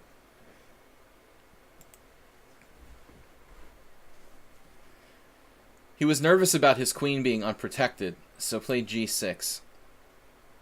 It was a very hesitant move. Killer instinct. And the guy finds c4. The only chance he can get to get a little bit of play. And now knight takes e3. And white is alive and kicking with this black king a little bit opened up. Amazing recovery by white from -7 to equal. -7 to equal. Man. Bishop e4. Now you've got to realize you're in trouble. This is ugly though. Ugly, scary. Your whole center is like coming under pressure and you're starting to fall apart. Bishop e6, rook d1. Nefedov has to play like bishop e6, just holding on. It's hard to bring yourself to do that, but instead he played bishop e4. This is, I guess, a move that allows another tactic. Hanging his rook on e1. That's striking. I would have played rook d1. I guess the problem is if you play rook d1, Nefedov can just keep bothering his rooks with like bishop g4 or something like that. This would be hard to find for me. Rook d4. Check this variation out. Rook d4, bishop c5. C takes d5 advantage for white. That's insane, dude. You're getting mated by the two bishops on like these diagonals. Yeah, this was a weird game. I mean, he's like totally lost, then he's come back, and now he's winning. Sacking the exchange here. Insanely opportunistic. He also had a horrible position against me, and probably should have won that as well. C takes b7, not recapturing the bishop. So it's weird and like inconsistent. You know, he seems bad at first, and then he just comes back and plays perfectly. King g6, rook c1. Okay, come on now with the rook c1. That move is actually pretty suspicious.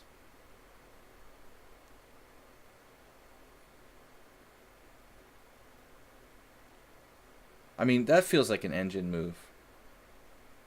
But he had 5 minutes and 55 seconds, but come on now. Rook c1. Seriously? He is threatening mate. I mean, I guess it's legit. That was an amazing sequence by white, though. Yeah. I mean, it could be an engine. I don't know. You know, it's a little fishy. That's a very, very serious move. Now, Nefedov basically like went bonkers here.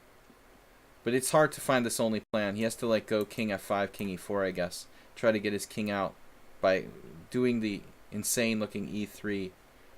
Giving his king like a way to get out. There may be bishop d7 as well. Just stopping rook c6. It's weird also the way he played against me. I mean, he played horrible against me. And then at some point started to play like a genius. But he also made mistakes after that. So, I don't know. You know, maybe just a really, really creative player who's like an inconsistent amateur. You know, I can't say the guy's a computer. This was an amazing sequence, though. And he finds the fastest, the only mate, actually. I mean, he could have easily played like bishop e6 check here. He plays this, finds the mate. So, some suspicion. You know, it's a new account. You can't really, this guy, anytime you're dealing with someone who's like, you know, a few hundred games, it's a relatively new account. There's some suspicion. But it was a sick win. G6 is where he really hesitated, Pavel. Although a semi-natural move. Okay, guys, let's check out Yobatis' game. Up here. You found the PGM for the game. Is this what you meant? Yobatis, is this the game you wanted me to go over? The lichess game? I just want to be clear. It must be this game. Okay. So Yobatis is here with this lichess game. He found the PGN.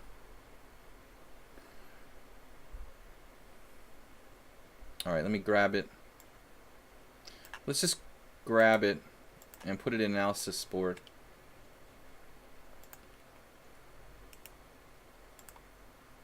There we go. Import PGN. Okay. Yeah, so this was actually maybe something that Acerbated mentioned as well. Yeah. Hey guys. Okay. No using an engine in the viewer tournament. Alright? I'm gonna kick your butt. Alright? No smart cheaters.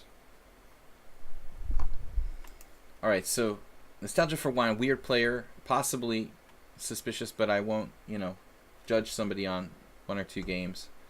We'll just keep an eye on him. D4, knight f6, c4. E6. This is Leela Chess. Let me see. Which version was it again, Asterbate? Leela Chess. Do I ever get bored of chess? Well, yeah. I mean, I take breaks and stuff, but I never get entirely bored with it. I go through phases of like being very, very into chess and then just a little bit into chess. It's a good question, Brian Wannabe. I'll always love chess. This is version 395. I did contribute to the Leela. Let me see if I can find this. Hold on a second. Let me find something for you guys. Am I? No. I don't know where it is. Let me find something for you guys. Hold on a second. On my other browser, I'll show you guys a link to a Leela chess analysis I did. History. Okay, come on. Show all history. Where is my...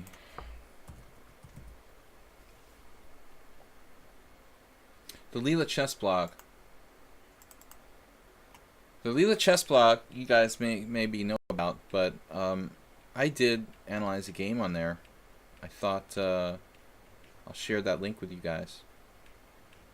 For the... This is from July 3rd. Here.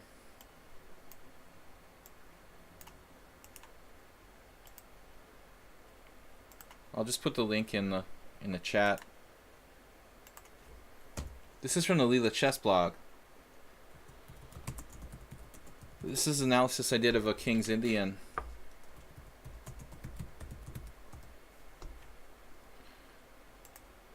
So that was version 440, the one that I analyzed. That's a later version. This is version 300 something. Black is Gull, which is another engine. It's a Nimzo. White plays bishop d3, then b6, and then e4. Okay. I played this line with white, but I never ever in my wildest imagination considered playing the move e4. Okay, I guess the move order is kind of funky, because oftentimes you see like b6, bishop d3, bishop b7. That's a different line. Anyway, you guys can check out my analysis there. I'll repost the link.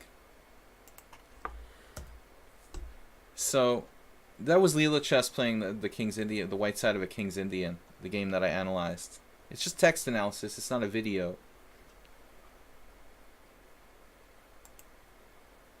You said I like miniatures and go ahead and analyze. I just have to analyze whatever you guys send me, you know. Oh, the game? Oh, the 100-move game. Yeah, well, all the games were long, you know. All the games were long. It was particularly long because Leela chess doesn't know how to mate with queen against king. Nakamura would flag it in like a blitz game like he did against me. But anyway, bishop b7. Yeah, this is a more typical move order. Instead, white castles e3, bishop d3.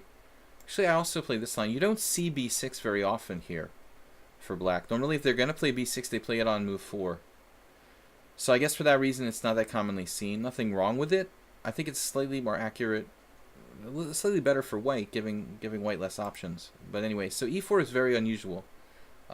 Probably debatable based on what happens here. And then it just played e5. I mean, there's no real history in this position. Let's see. Yeah, there's a couple games. Black played d5, which is a kind of crappy structure for black. cd, ed, e5 with advantage for black. For white.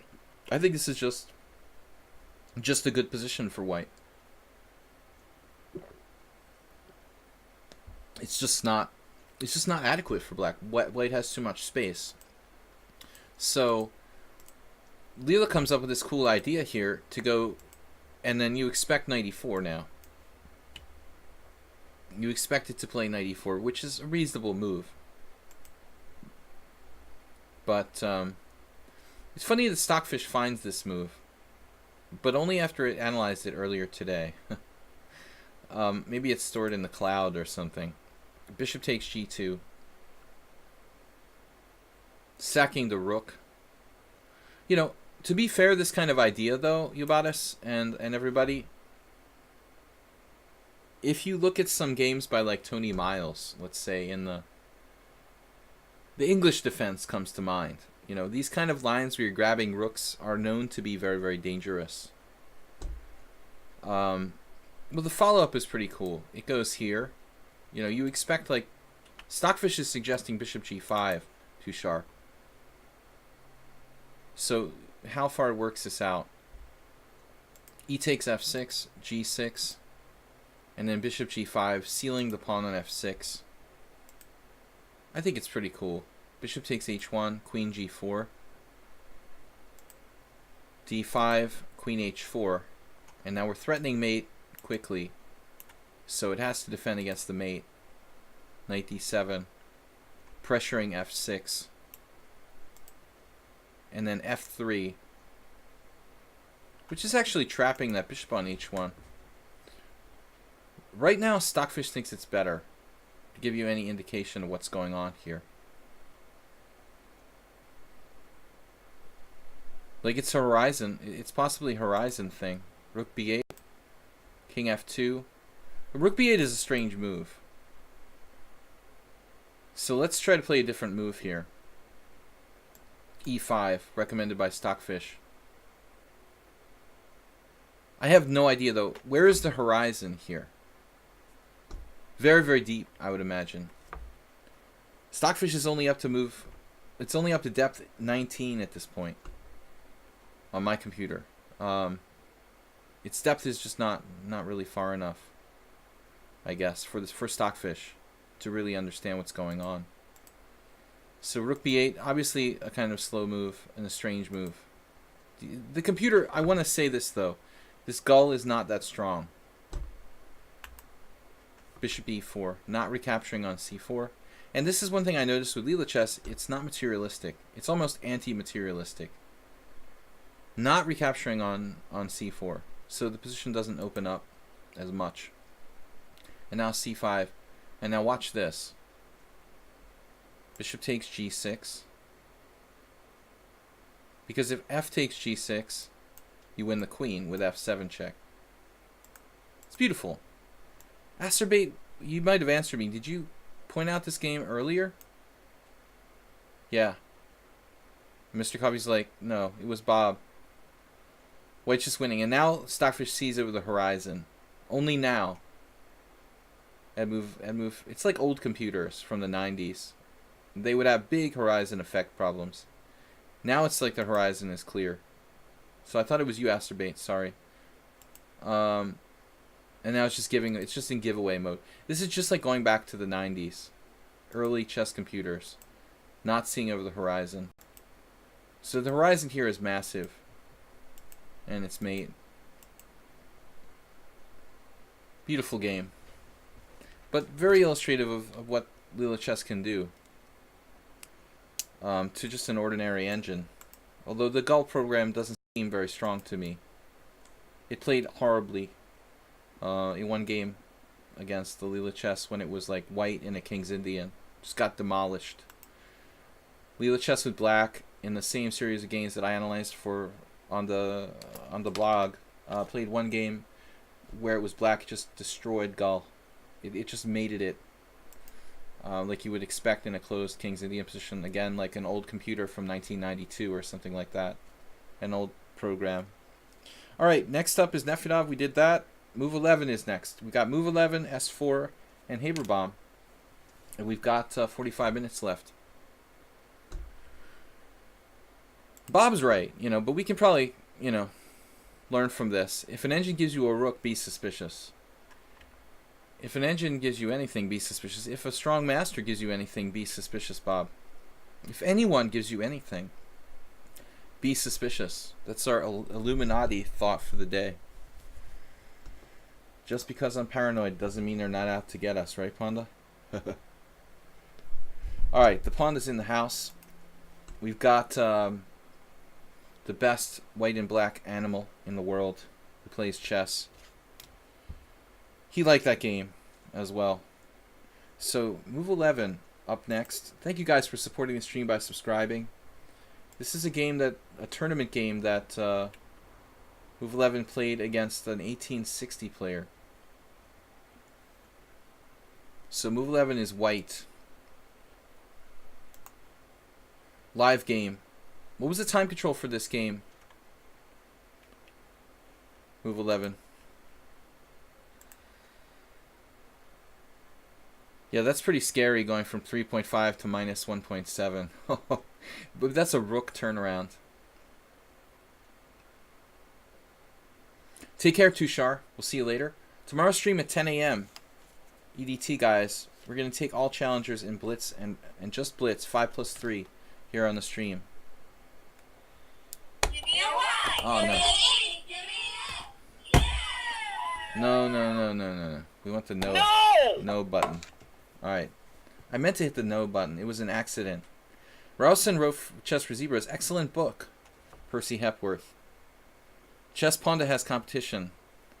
Good point. I know Jonathan Rowson. Very, very interesting guy. He was studying in Boston in graduate school for a while, and I got to hang out with him a bit, on a few occasions. And he's a very thoughtful person, and those books I highly recommend, particularly Chess for Zebras.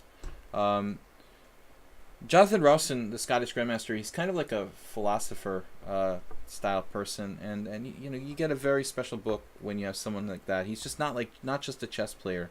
He's capable of very deep thinking outside of chess.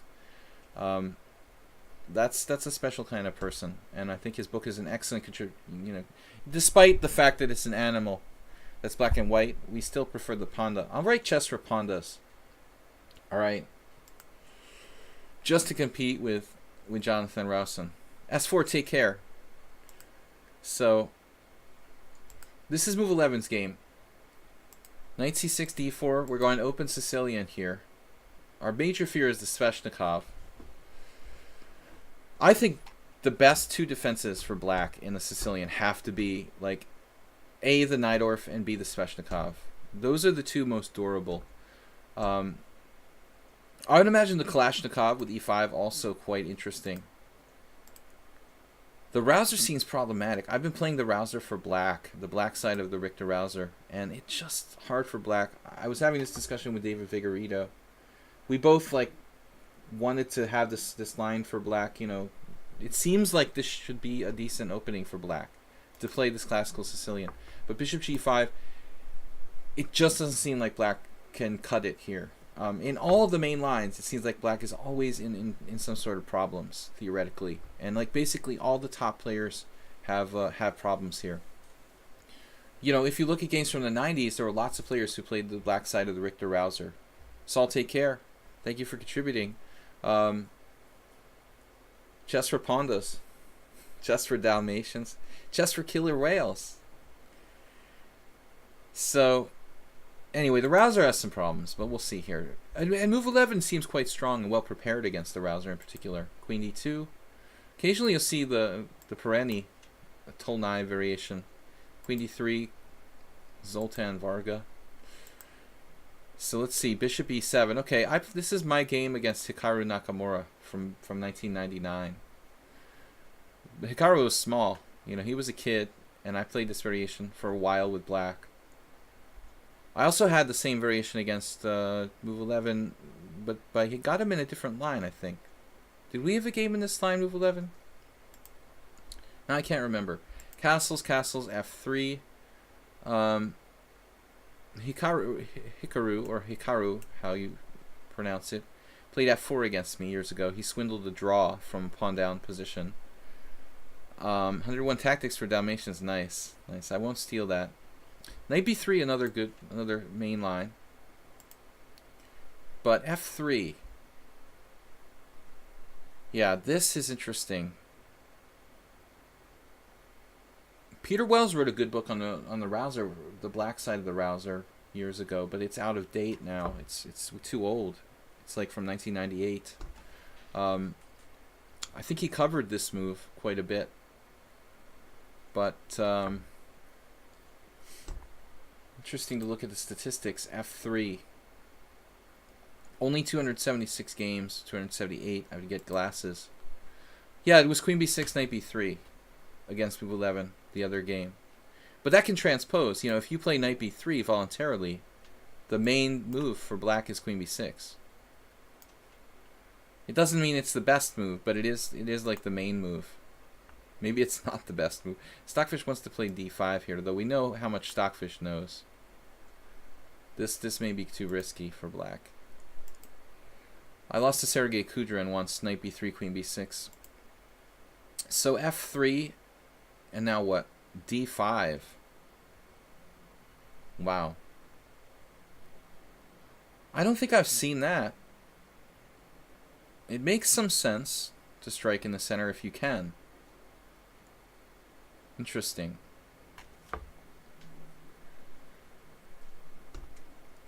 Feels like black is behind in development here. The main moves are knight takes d4. I think I had a game against Tibor Fogarashi once in this variation. Knight takes d4, queen takes d4, and a6, followed by queen c7. h4, if I remember correctly, queen c7. This is a very old game of mine against Fogarashi, and I think I actually won. Tibor is a very well-prepared theoretician. He's written a lot of articles for New in Chess. But I managed to win later on, like in the middle game. I think this was the line, actually. Okay, but that's probably main line. Here your opponent didn't do that. Trading pieces does seem wise. Plays d5. This looks like one of those positions where you could get some weird move like queen e1. Doesn't work though. Here in the dragon, that's like an idea. So what are we gonna do? I guess taking on d5 is the logical move, right? E takes d5. Then which way does black recapture? Because both are possible. Knight takes trades pieces. Yeah, this may be an old line.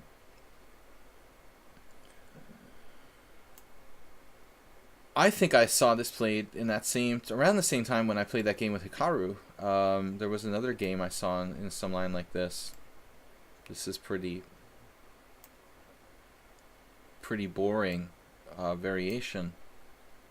And if you trade queens, strange enough, look at this. Look at this. Rook takes d8 is recommended. This is a bit odd. I mean, white is claiming a pretty big advantage here, according to the computer. We've got the king approaching the center. No material advantage. Is this really a problem for black? Spectacular Camel, thank you for the bit donation.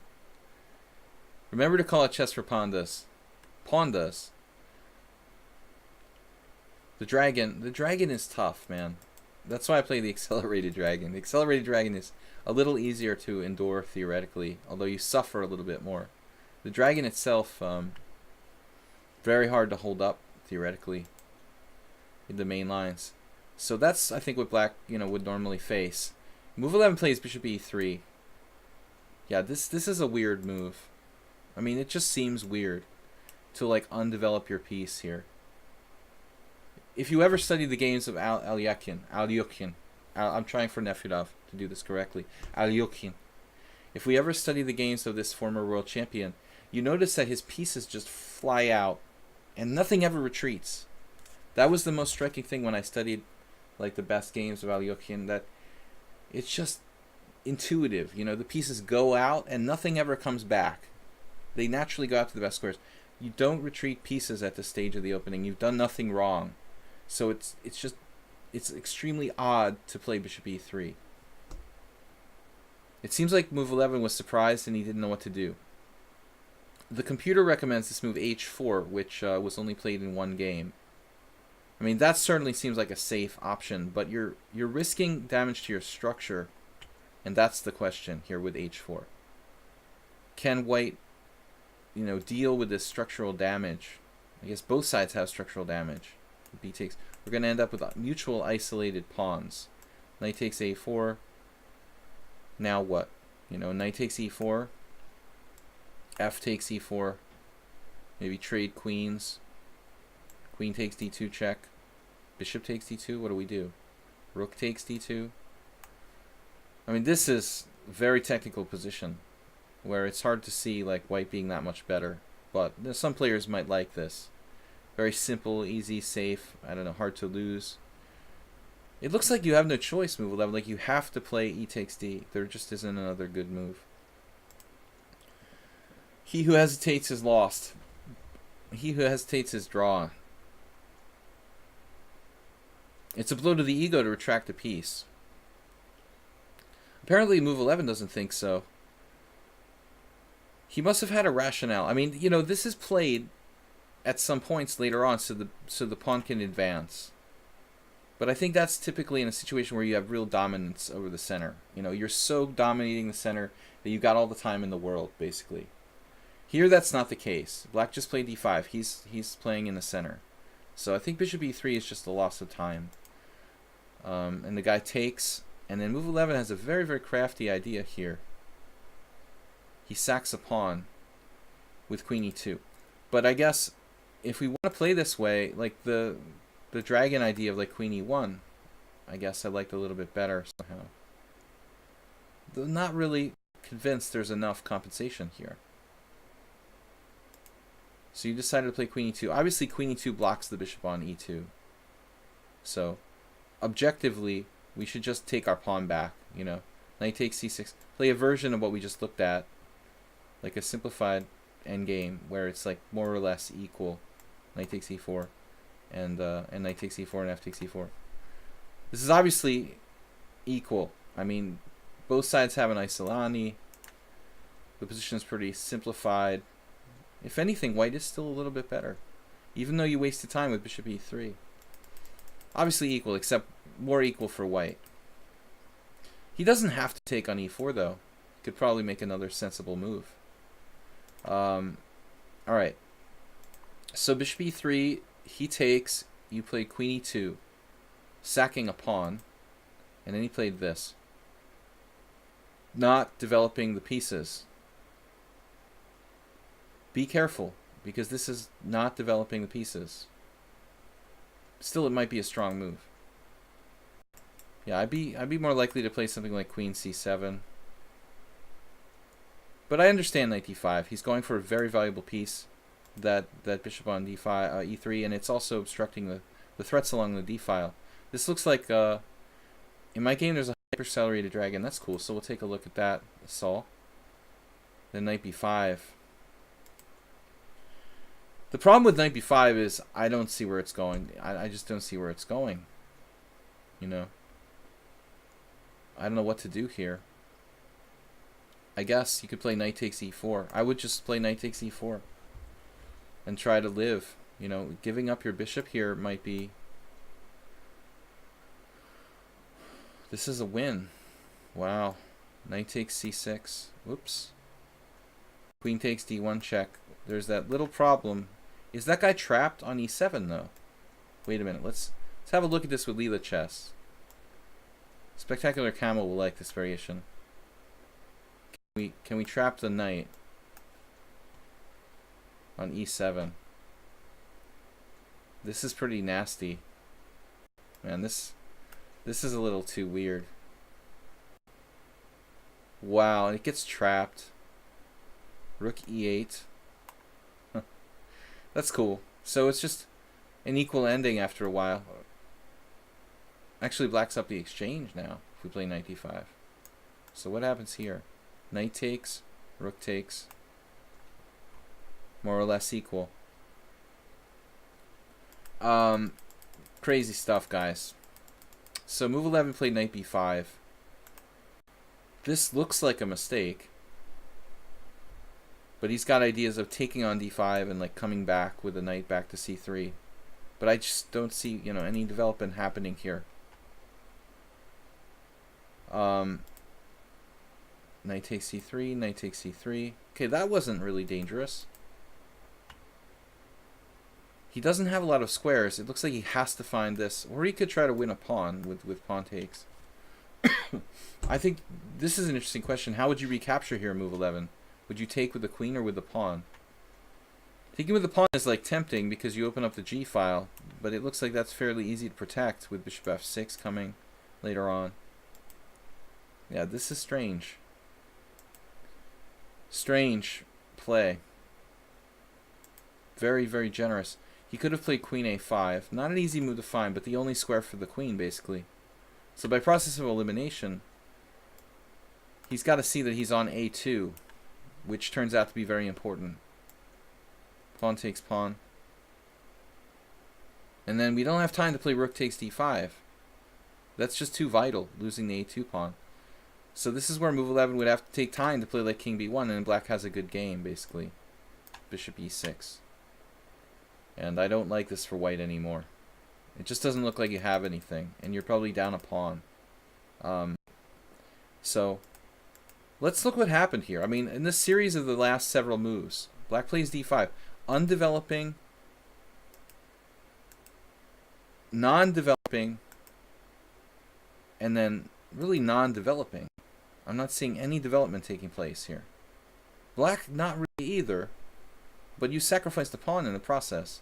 You're lucky he played knight takes knight, you know, and now he takes the pawn, and now you take this, and you've got some play along the g file. Is it enough for being down a pawn?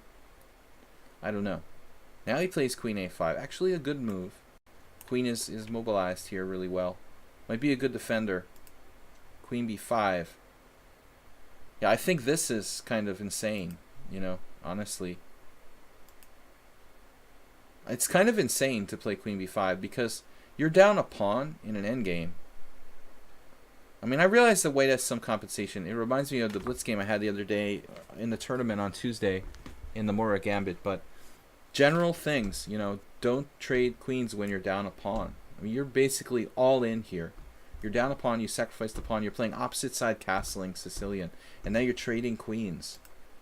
I mean, you played some very good games against me, move 11, but this actually seems like a strange move. I mean, queen takes b5, what's wrong with trading queens? I would definitely trade queens with black. If I win, I'm happy. If I draw, okay, it's not the end of the world. But there's no way that black can lose this position. Absolutely. Like, no way. Queen c7 is even stronger according to the engine, but that takes nerves of steel. And I'm not sure that Stockfish knows what it's talking about.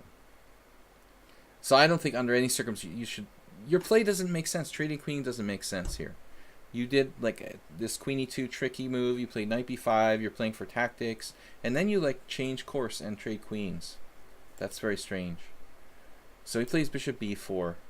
Now instead of queen b5, yeah, obviously rook g1.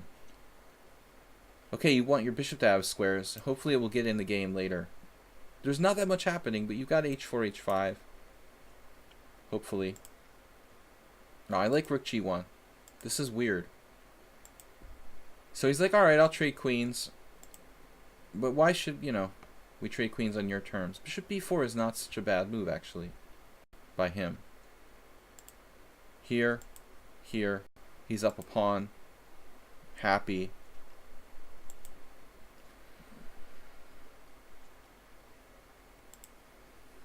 Now this is probably a good move.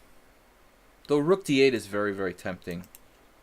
Again, if you guys look at my Mora Gambit game from my Tuesday arena, almost the same kind of stuff going on. White had like a pawn down, but some play with his pieces. So white has some drawing chances here. Rook g1, creating new ideas. And that's just insanely greedy. Bishop takes h2. Move 11 missed a very strong attack apparently with knight f6 check. Not that easy to find, but findable. This is findable. The key is evaluating this ending where you're 2 pawns down. And I don't know, you know. 2 pawns down with the 2 bishops. But man, it's like mate along the h and g files. So this is the only move. White has to be very, very careful not to lose here. Man, this is scary as heck. Look at this. Extremely scary.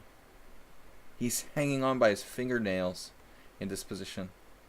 Look at the stuff here for white. 2 pawns down with bishops will travel. Yes. Man, this is ultra scary for black. Bishop h6, I don't know. It's like black is begging for a draw. I can't believe he played bishop takes h2. I mean, that's just so greedy. You're like, oh, pawn. Just consolidate. He takes another pawn. And if this guy wasn't greedy, he would gain 100 rating points. Bishop takes h2. Back. Good move. Centralizing the bishop. Move 11 didn't punish him directly, but he still gained time. Now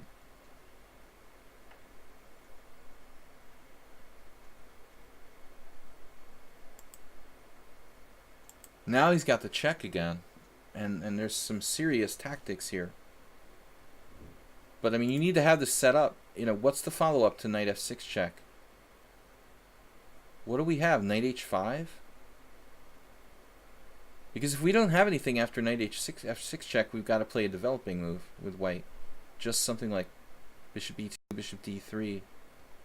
I was even looking at this. I honestly don't think this is that bad for white. Problem is now you're down 2 pawns. Yeah, it's too many pawns now. You're basically all in. So I don't know. Knight f6 check, king h8. What's the plan now? You see this position, but you don't find the next move. He missed bishop d3. Move 11 just made a natural move now, knight h5. But he has this Leela chess.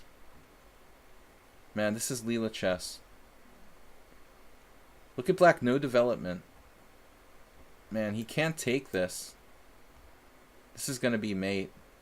Look at that. Oh my god. It's over. Opening up the H-file decisively. So there's lots of stuff here. Looks like the best defense is this on your bishop, apparently, and that's even not good. Wow. This is Computer City. The artificial intelligence would be going crazy right now. Move 11 is like artificial intelligence that's not quite perfect. So he had the position, he just needs to follow it up right. Bishop d3, and now what? If we put this on Leela chess, maybe white is just better. g6 only move.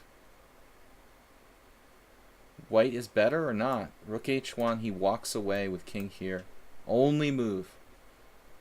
What is this, a forced draw? Knight h5 check, king h8, knight f6, king g7. Forced draw, 2 pawns down. That's not a bad result. Then that's without Leela chess. Maybe we could find something with Leela chess. But instead, move 11, unfortunately, he didn't see that far with a limited amount of time, so he played knight h5 instead. Knight f6 check, king h8, knight h5. And now this move. And he's like a tempo down, basically. If only your bishop could get to c3 right now. You'd be golden. There is another tactic here with bishop c5. Here. So he just induced a weakness, but he's still 2 pawns down. It's a little bit too much. Black plays e5. Try to liberate his bishop. Threaten bishop h3. It's a move.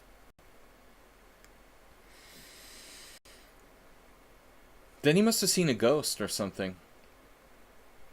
He just plays bishop c7, which seems like an odd move.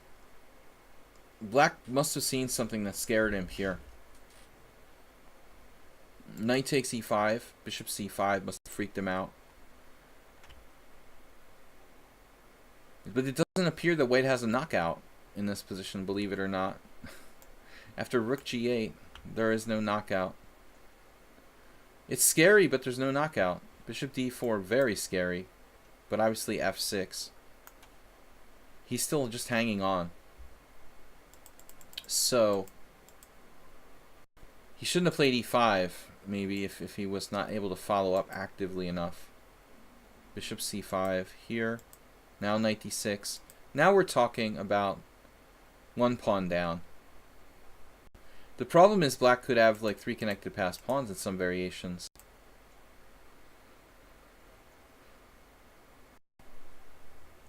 Three connected passed pawns, though they're pretty difficult to mobilize. Bishop d7 blockading. Now I'm thinking opposite color bishops. Bishop e5. And maybe take that guy out and get an opposite color bishop position. He did rook f2. Bishop d7. I mean, bishop c4 is pretty logical. Then king g7. Then we don't know what is the next move. Bishop d5, another way of threatening that knight, I guess. But it looks like white's going to have to try to get some kind of play by trading on c6 and then going with the dark squares. Tricky position. You have a very strong passed pawn, but black's kingside seems like even stronger. In the long run, though, very, very long game likely here. Very, very long ending. Rook f2, f5. Weakening his kingside dramatically. Then bishop c4. Computer likes bishop g2 better, but I mean, that's another diagonal. It's true. Nothing immediately white can do. And king g7. Bishop d5. You found that diagonal again. Maximizing the two bishops. Rook h2. And then b6, obviously. And here you went with opposite colored bishops, as I was talking about, with bishop takes c6. But I guess you have to preserve your guy with bishop f2. This is a hard position to play, though, move 11. I mean, you're down 2 pawns. The computer can say you have enough compensation, but you have to play... You basically have to play like God to have enough compensation here against those dripping down pawns. It's easy for this to go wrong. He played this. Takes. This was the plan I was expecting. To trade. Check. But king g8. There's nothing immediate now. Best move. Rook e6. Bishop e7. But then we get to this point and we're like stuck. Now at the end of the day, black has 3 connected passed pawns. If there's nothing here for white, there's nothing. So h5, king f7 type of stuff. And he puts his king on a dark square, which looks kind of strange. Rook g1. And then he sacks the exchange. Oh no. Right. So, perhaps we could play something else. But what? Rook h1. I mean, what else can you do? If rook h1, obviously h5. Then maybe we could try rook g1 there. He's just creeping up. Can he play king up is no good. This looks very hard to hold, move 11. Yeah, it was tough. Rook g1, he sacks the exchange. Not a bad practical try. Now, this seems extremely difficult for white. Probably lost. With those 3 connected pass pawns are too strong. But, I mean, trading rooks is probably bad for sure. You have to try to keep the rooks on. It's your only hope. Trading rooks is basically game over. He doesn't trade rooks. It's a very strange decision by black. Trading rooks here. Lack of confidence in the endgame. Giving white a second chance to keep the 2 rooks on. Still, it's very strong. g5. All he needs is 2 connected pass pawns. 3 is like a luxury. And now what? He let your king up. See, the pawn should never advance too far. h5 is a good move. You never want the pawns to get too far ahead of themselves. Everything has to be just a coordinated unit here for black. Alright, we're going to finish this one up. I've got S4 and Haberbaum left. So that's a classic mistake. Look how these pawns got segmented apart. One is on the 2nd rank, one is on the 4th rank, and one is on the 6th rank. Those pawns need to be united to be effective and protect each other. So this is kind of like a recipe for things to go wrong for black. Still there's 2 together.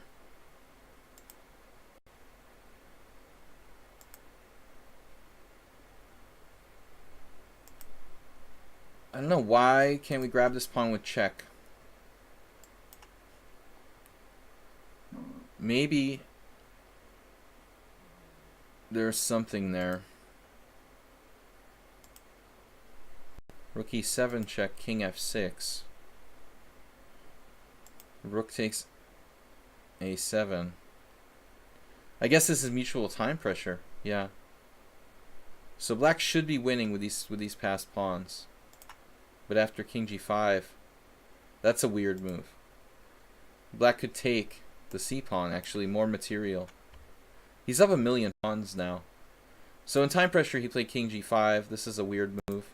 And then like c3, saving your queen side. Apparently black's winning here. But in time pressure, white offered to draw and black accepted. That was the deal of the year, man. Wow. Thank you, Mr. Move 11. Black is +6 and he accepted. But okay, it was probably mutual time pressure. Alright, very lucky escape. So S4, this is probably going to be a very complicated game. Guys, I've got like 15 minutes left. So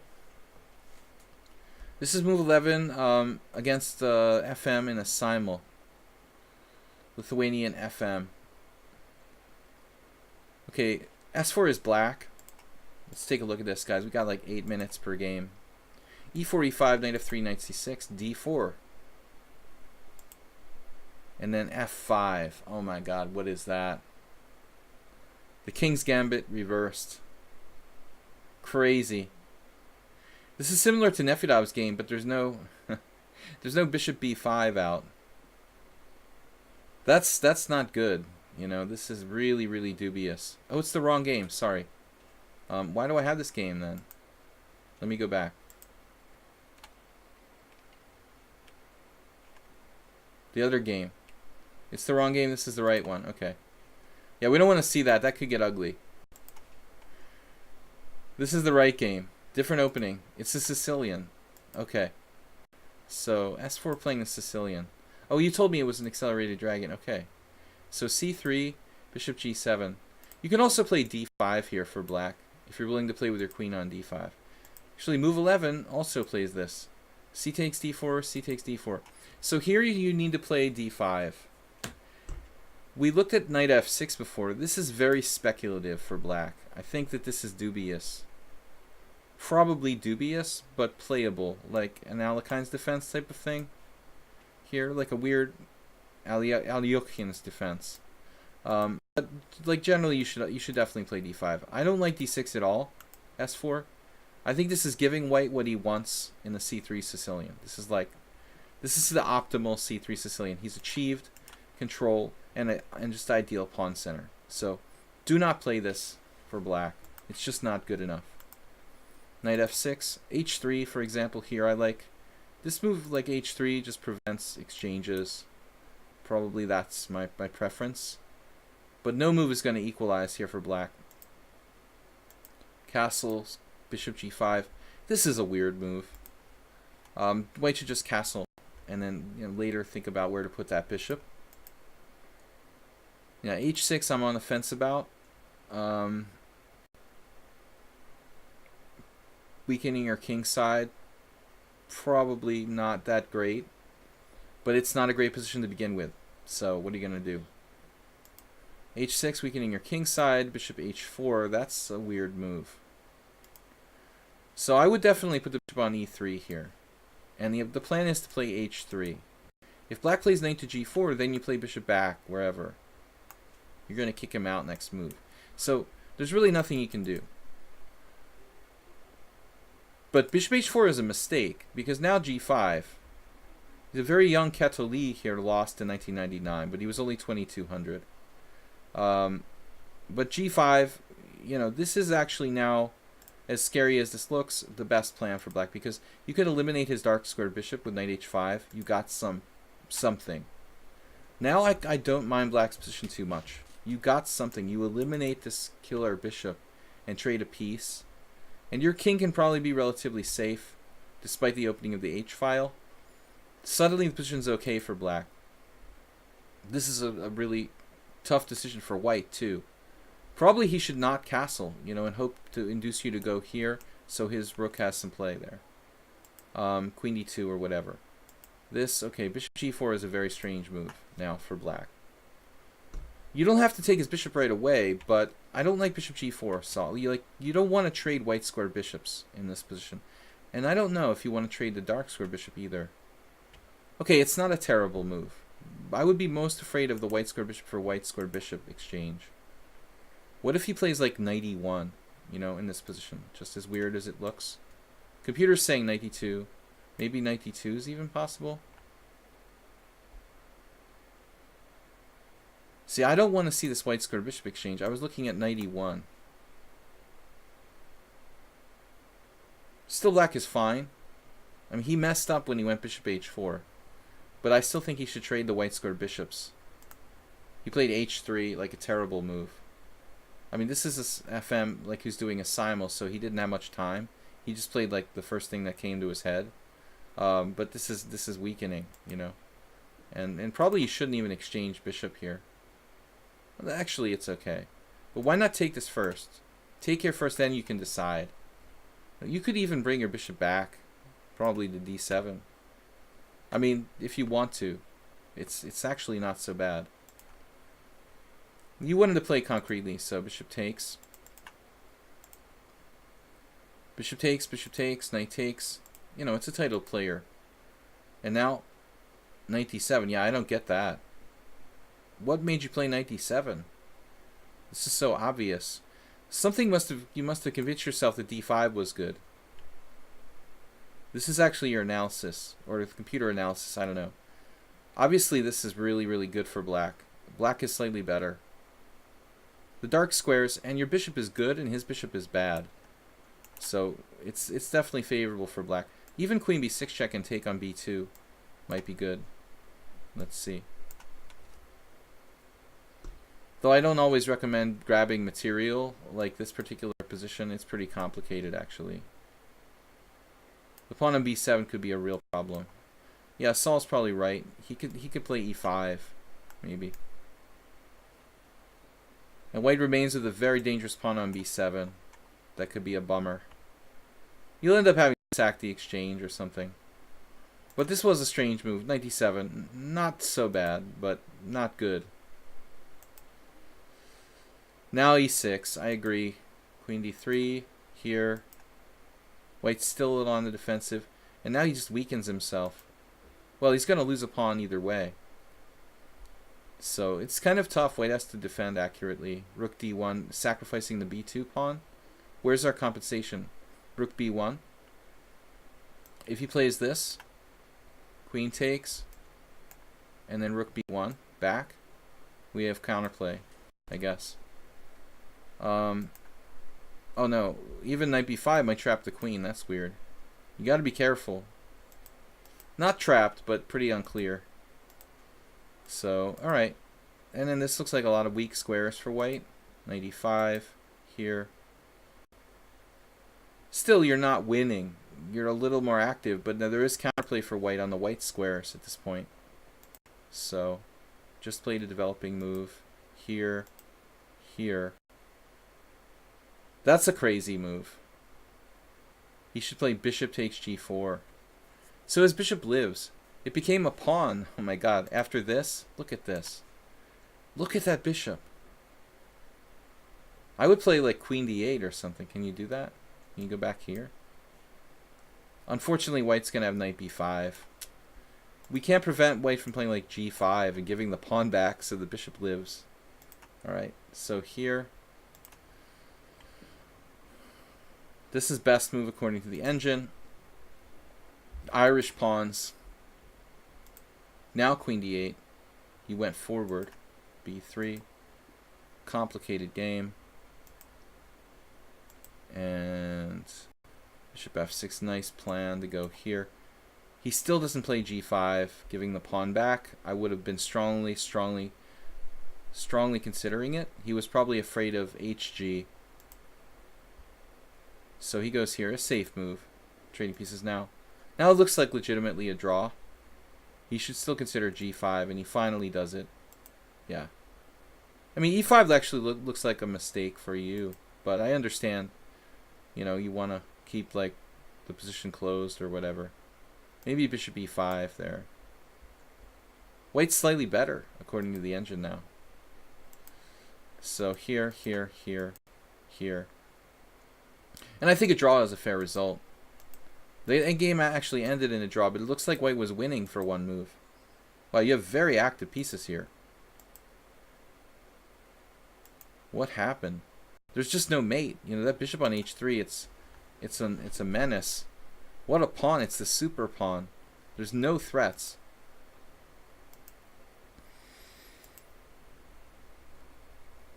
And you were losing for 1 minute. He missed it. And then it was like, yeah, give the pawn up or whatever. If you can trade queens, it's a draw. This got kind of scary again. He got in there with queen g6 possibly. You've got this maneuver, queen e8, just holding. Funny to see Saul in this defensive position, though. Yeah, h takes g5 was possible. It was possible. So Haberbaum, last game for the game analysis today, guys. Ignore the last message. Please pick whichever. Whichever one you'd like. Okay, this is Haberbaum with white, Haberbaum with black, Haberbaum with white, Haberbaum with black, Haberbaum with white. Well, the last round is always interesting. Let's see. This is d4, d5. He's black in a King's Indian or Grunfeld. That looks interesting. And this is Queen's Gambit Exchange, where he's white. This is black in a French. And this is white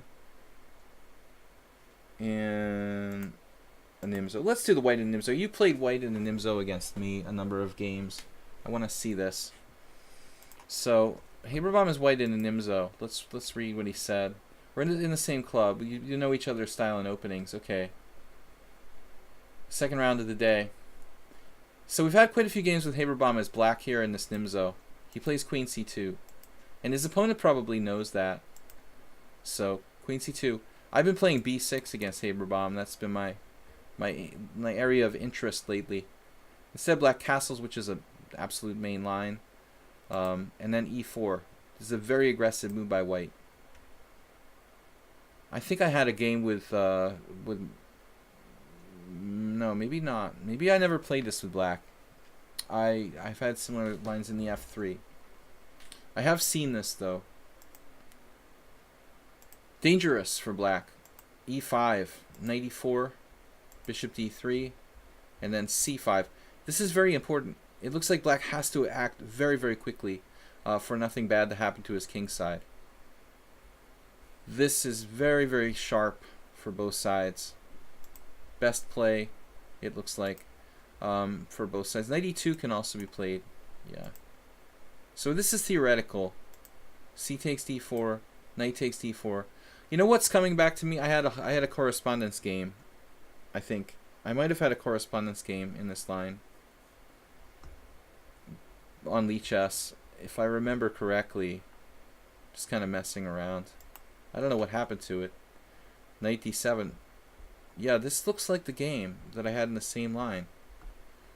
I don't know what happened to that correspondence game. It disappeared. The guy must have like lost on time or something. Right, I had the same position, I think, with white, Haberbaum. And yeah, bishop f4. It looks like white doesn't have an advantage here. Maybe it's a different line, or just something very similar that I had.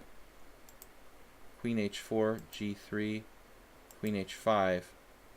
Looks very, very similar to my correspondence game. Bishop takes e4. Yeah, I'm pretty sure this was it. D takes e4, queen takes e4, knight c5. This is different.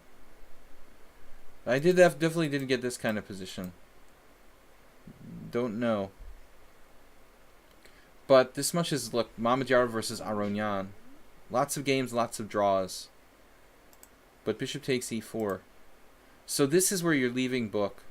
My game was castles, probably. Castles, g5. C takes d5. Bishop takes c3. B takes c3. E takes d5.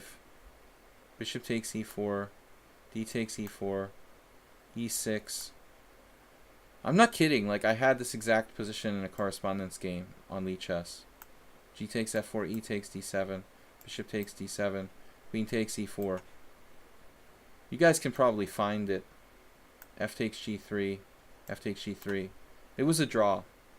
I don't remember who I was playing against, but we followed the book. And I couldn't find anything for white here. So, bishop takes e4 is like, yeah, this is what he said. So far it's all been according to theory. I decided to play a rather unusual move to get him out of book. And I think it's a good idea because, well, the other lines don't seem to promise an advantage anyway. So bishop takes e4 here. You've given up your white squared bishop, and as you can see, like the white squares in the position, they could be really, really suspect for white if black is able to get access to those squares. So this is actually risky. Black has won 1 game and 2 draws in this position. Knight c5, and here. Queen e3 looks more natural, but it would block the bishop's retreat.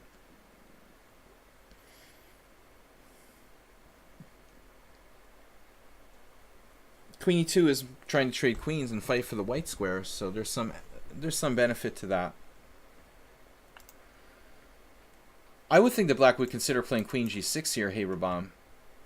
Avoiding the trade of queens, playing for Paschall-like attacks with h5 if you decide to castle, and access to the light squares.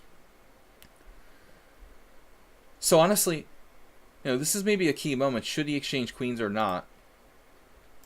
He exchanges queens, and I think this is safe now. You're safe. In opposite color bishop position with queens on, black could actually maybe play for a win. But it looks like now he's kind of condemned himself to slightly passive defense down a pawn.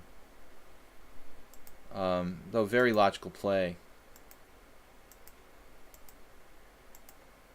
You gotta say that white is a little bit better here. If he can't get the pawn back, I like white, What do you think the help of books and databases on Discord? I'll play by whatever rules you guys want to play by. Whatever the moderator and the general public decide, I'm okay with it either way. Bishop a4, bishop c1. What's going on? Everybody's undeveloping. Getting out of the way of the f-pawn, going to a3 looks like a good plan. Whereas the bishop thing didn't really achieve anything for black. White has improved his position. There is a problem here with this pawn. Wow, it's kind of an interesting game. I'm glad we looked at this one. It's a bit awkward, but white's still up a pawn. Pawn is a pawn. Then f6. Undermining your knight. That's interesting. He's getting some play on the f-file. Right. But you can just shut it down with rook f4. Actually, should we play this? Is there anything wrong with that? To play rook f4 now? I don't see any problem. This move is okay too. Then you just want an exchange. It should be over. This is over. Rook d7. Blunder alert. Why? Because he has bishop h5 or something? Oh, he's winning. Yeah, he's just winning knight d6 check. But that was an interesting game. I think with the engine, you should check about this queen exchange for black. My first idea, I gotta go, guys. But my first idea was really, should black exchange queens or not? Because if you avoid the exchange of queens, it seems more dynamic for black. Just trying to get that white square play. That would be my intuition. And the f6 idea might crop up. Also the Ponda. The Ponda's got to say bye-bye. Hey, why not play for h5? Okay? White and black. Don't forget the white. Okay? Ponda will not discriminate. He's insisting on playing on both colors. Thank you guys so much for watching. We'll be out tomorrow, 10 a.m. EDT. It's a blitz stream. Open challenges to everybody, not just the subscribers, but everybody who shows up tomorrow morning, 10 a.m. here on lichess. Thanks so much for subscribing to my stream. Check us out on YouTube, Video Chess Training on YouTube. Please donate via PayPal, support the stream on Twitch and PayPal, also on lichess. I'm sorry, not lichess, but on YouTube. I'm getting tired. So guys, don't forget to just like us on YouTube as well. That's free. So thanks so much, Soltigo, for being here as a moderator, guys. Interesting games today. I did my best to analyze them all in depth. Hopefully not too much depth, just the right amount of depth. But I'm going to get a break, and then we'll be back tomorrow morning at 10 a.m. with blitz games for you guys. Everybody is welcome to play. Guven Kurt, thank you for showing up here. Good to see everybody. Again, thank you for being subscribers, and this is my way of saying thank you by analyzing these games, really, just especially with you guys. Turkey Farm, thanks for joining us. We'll be back tomorrow morning. Bye-bye.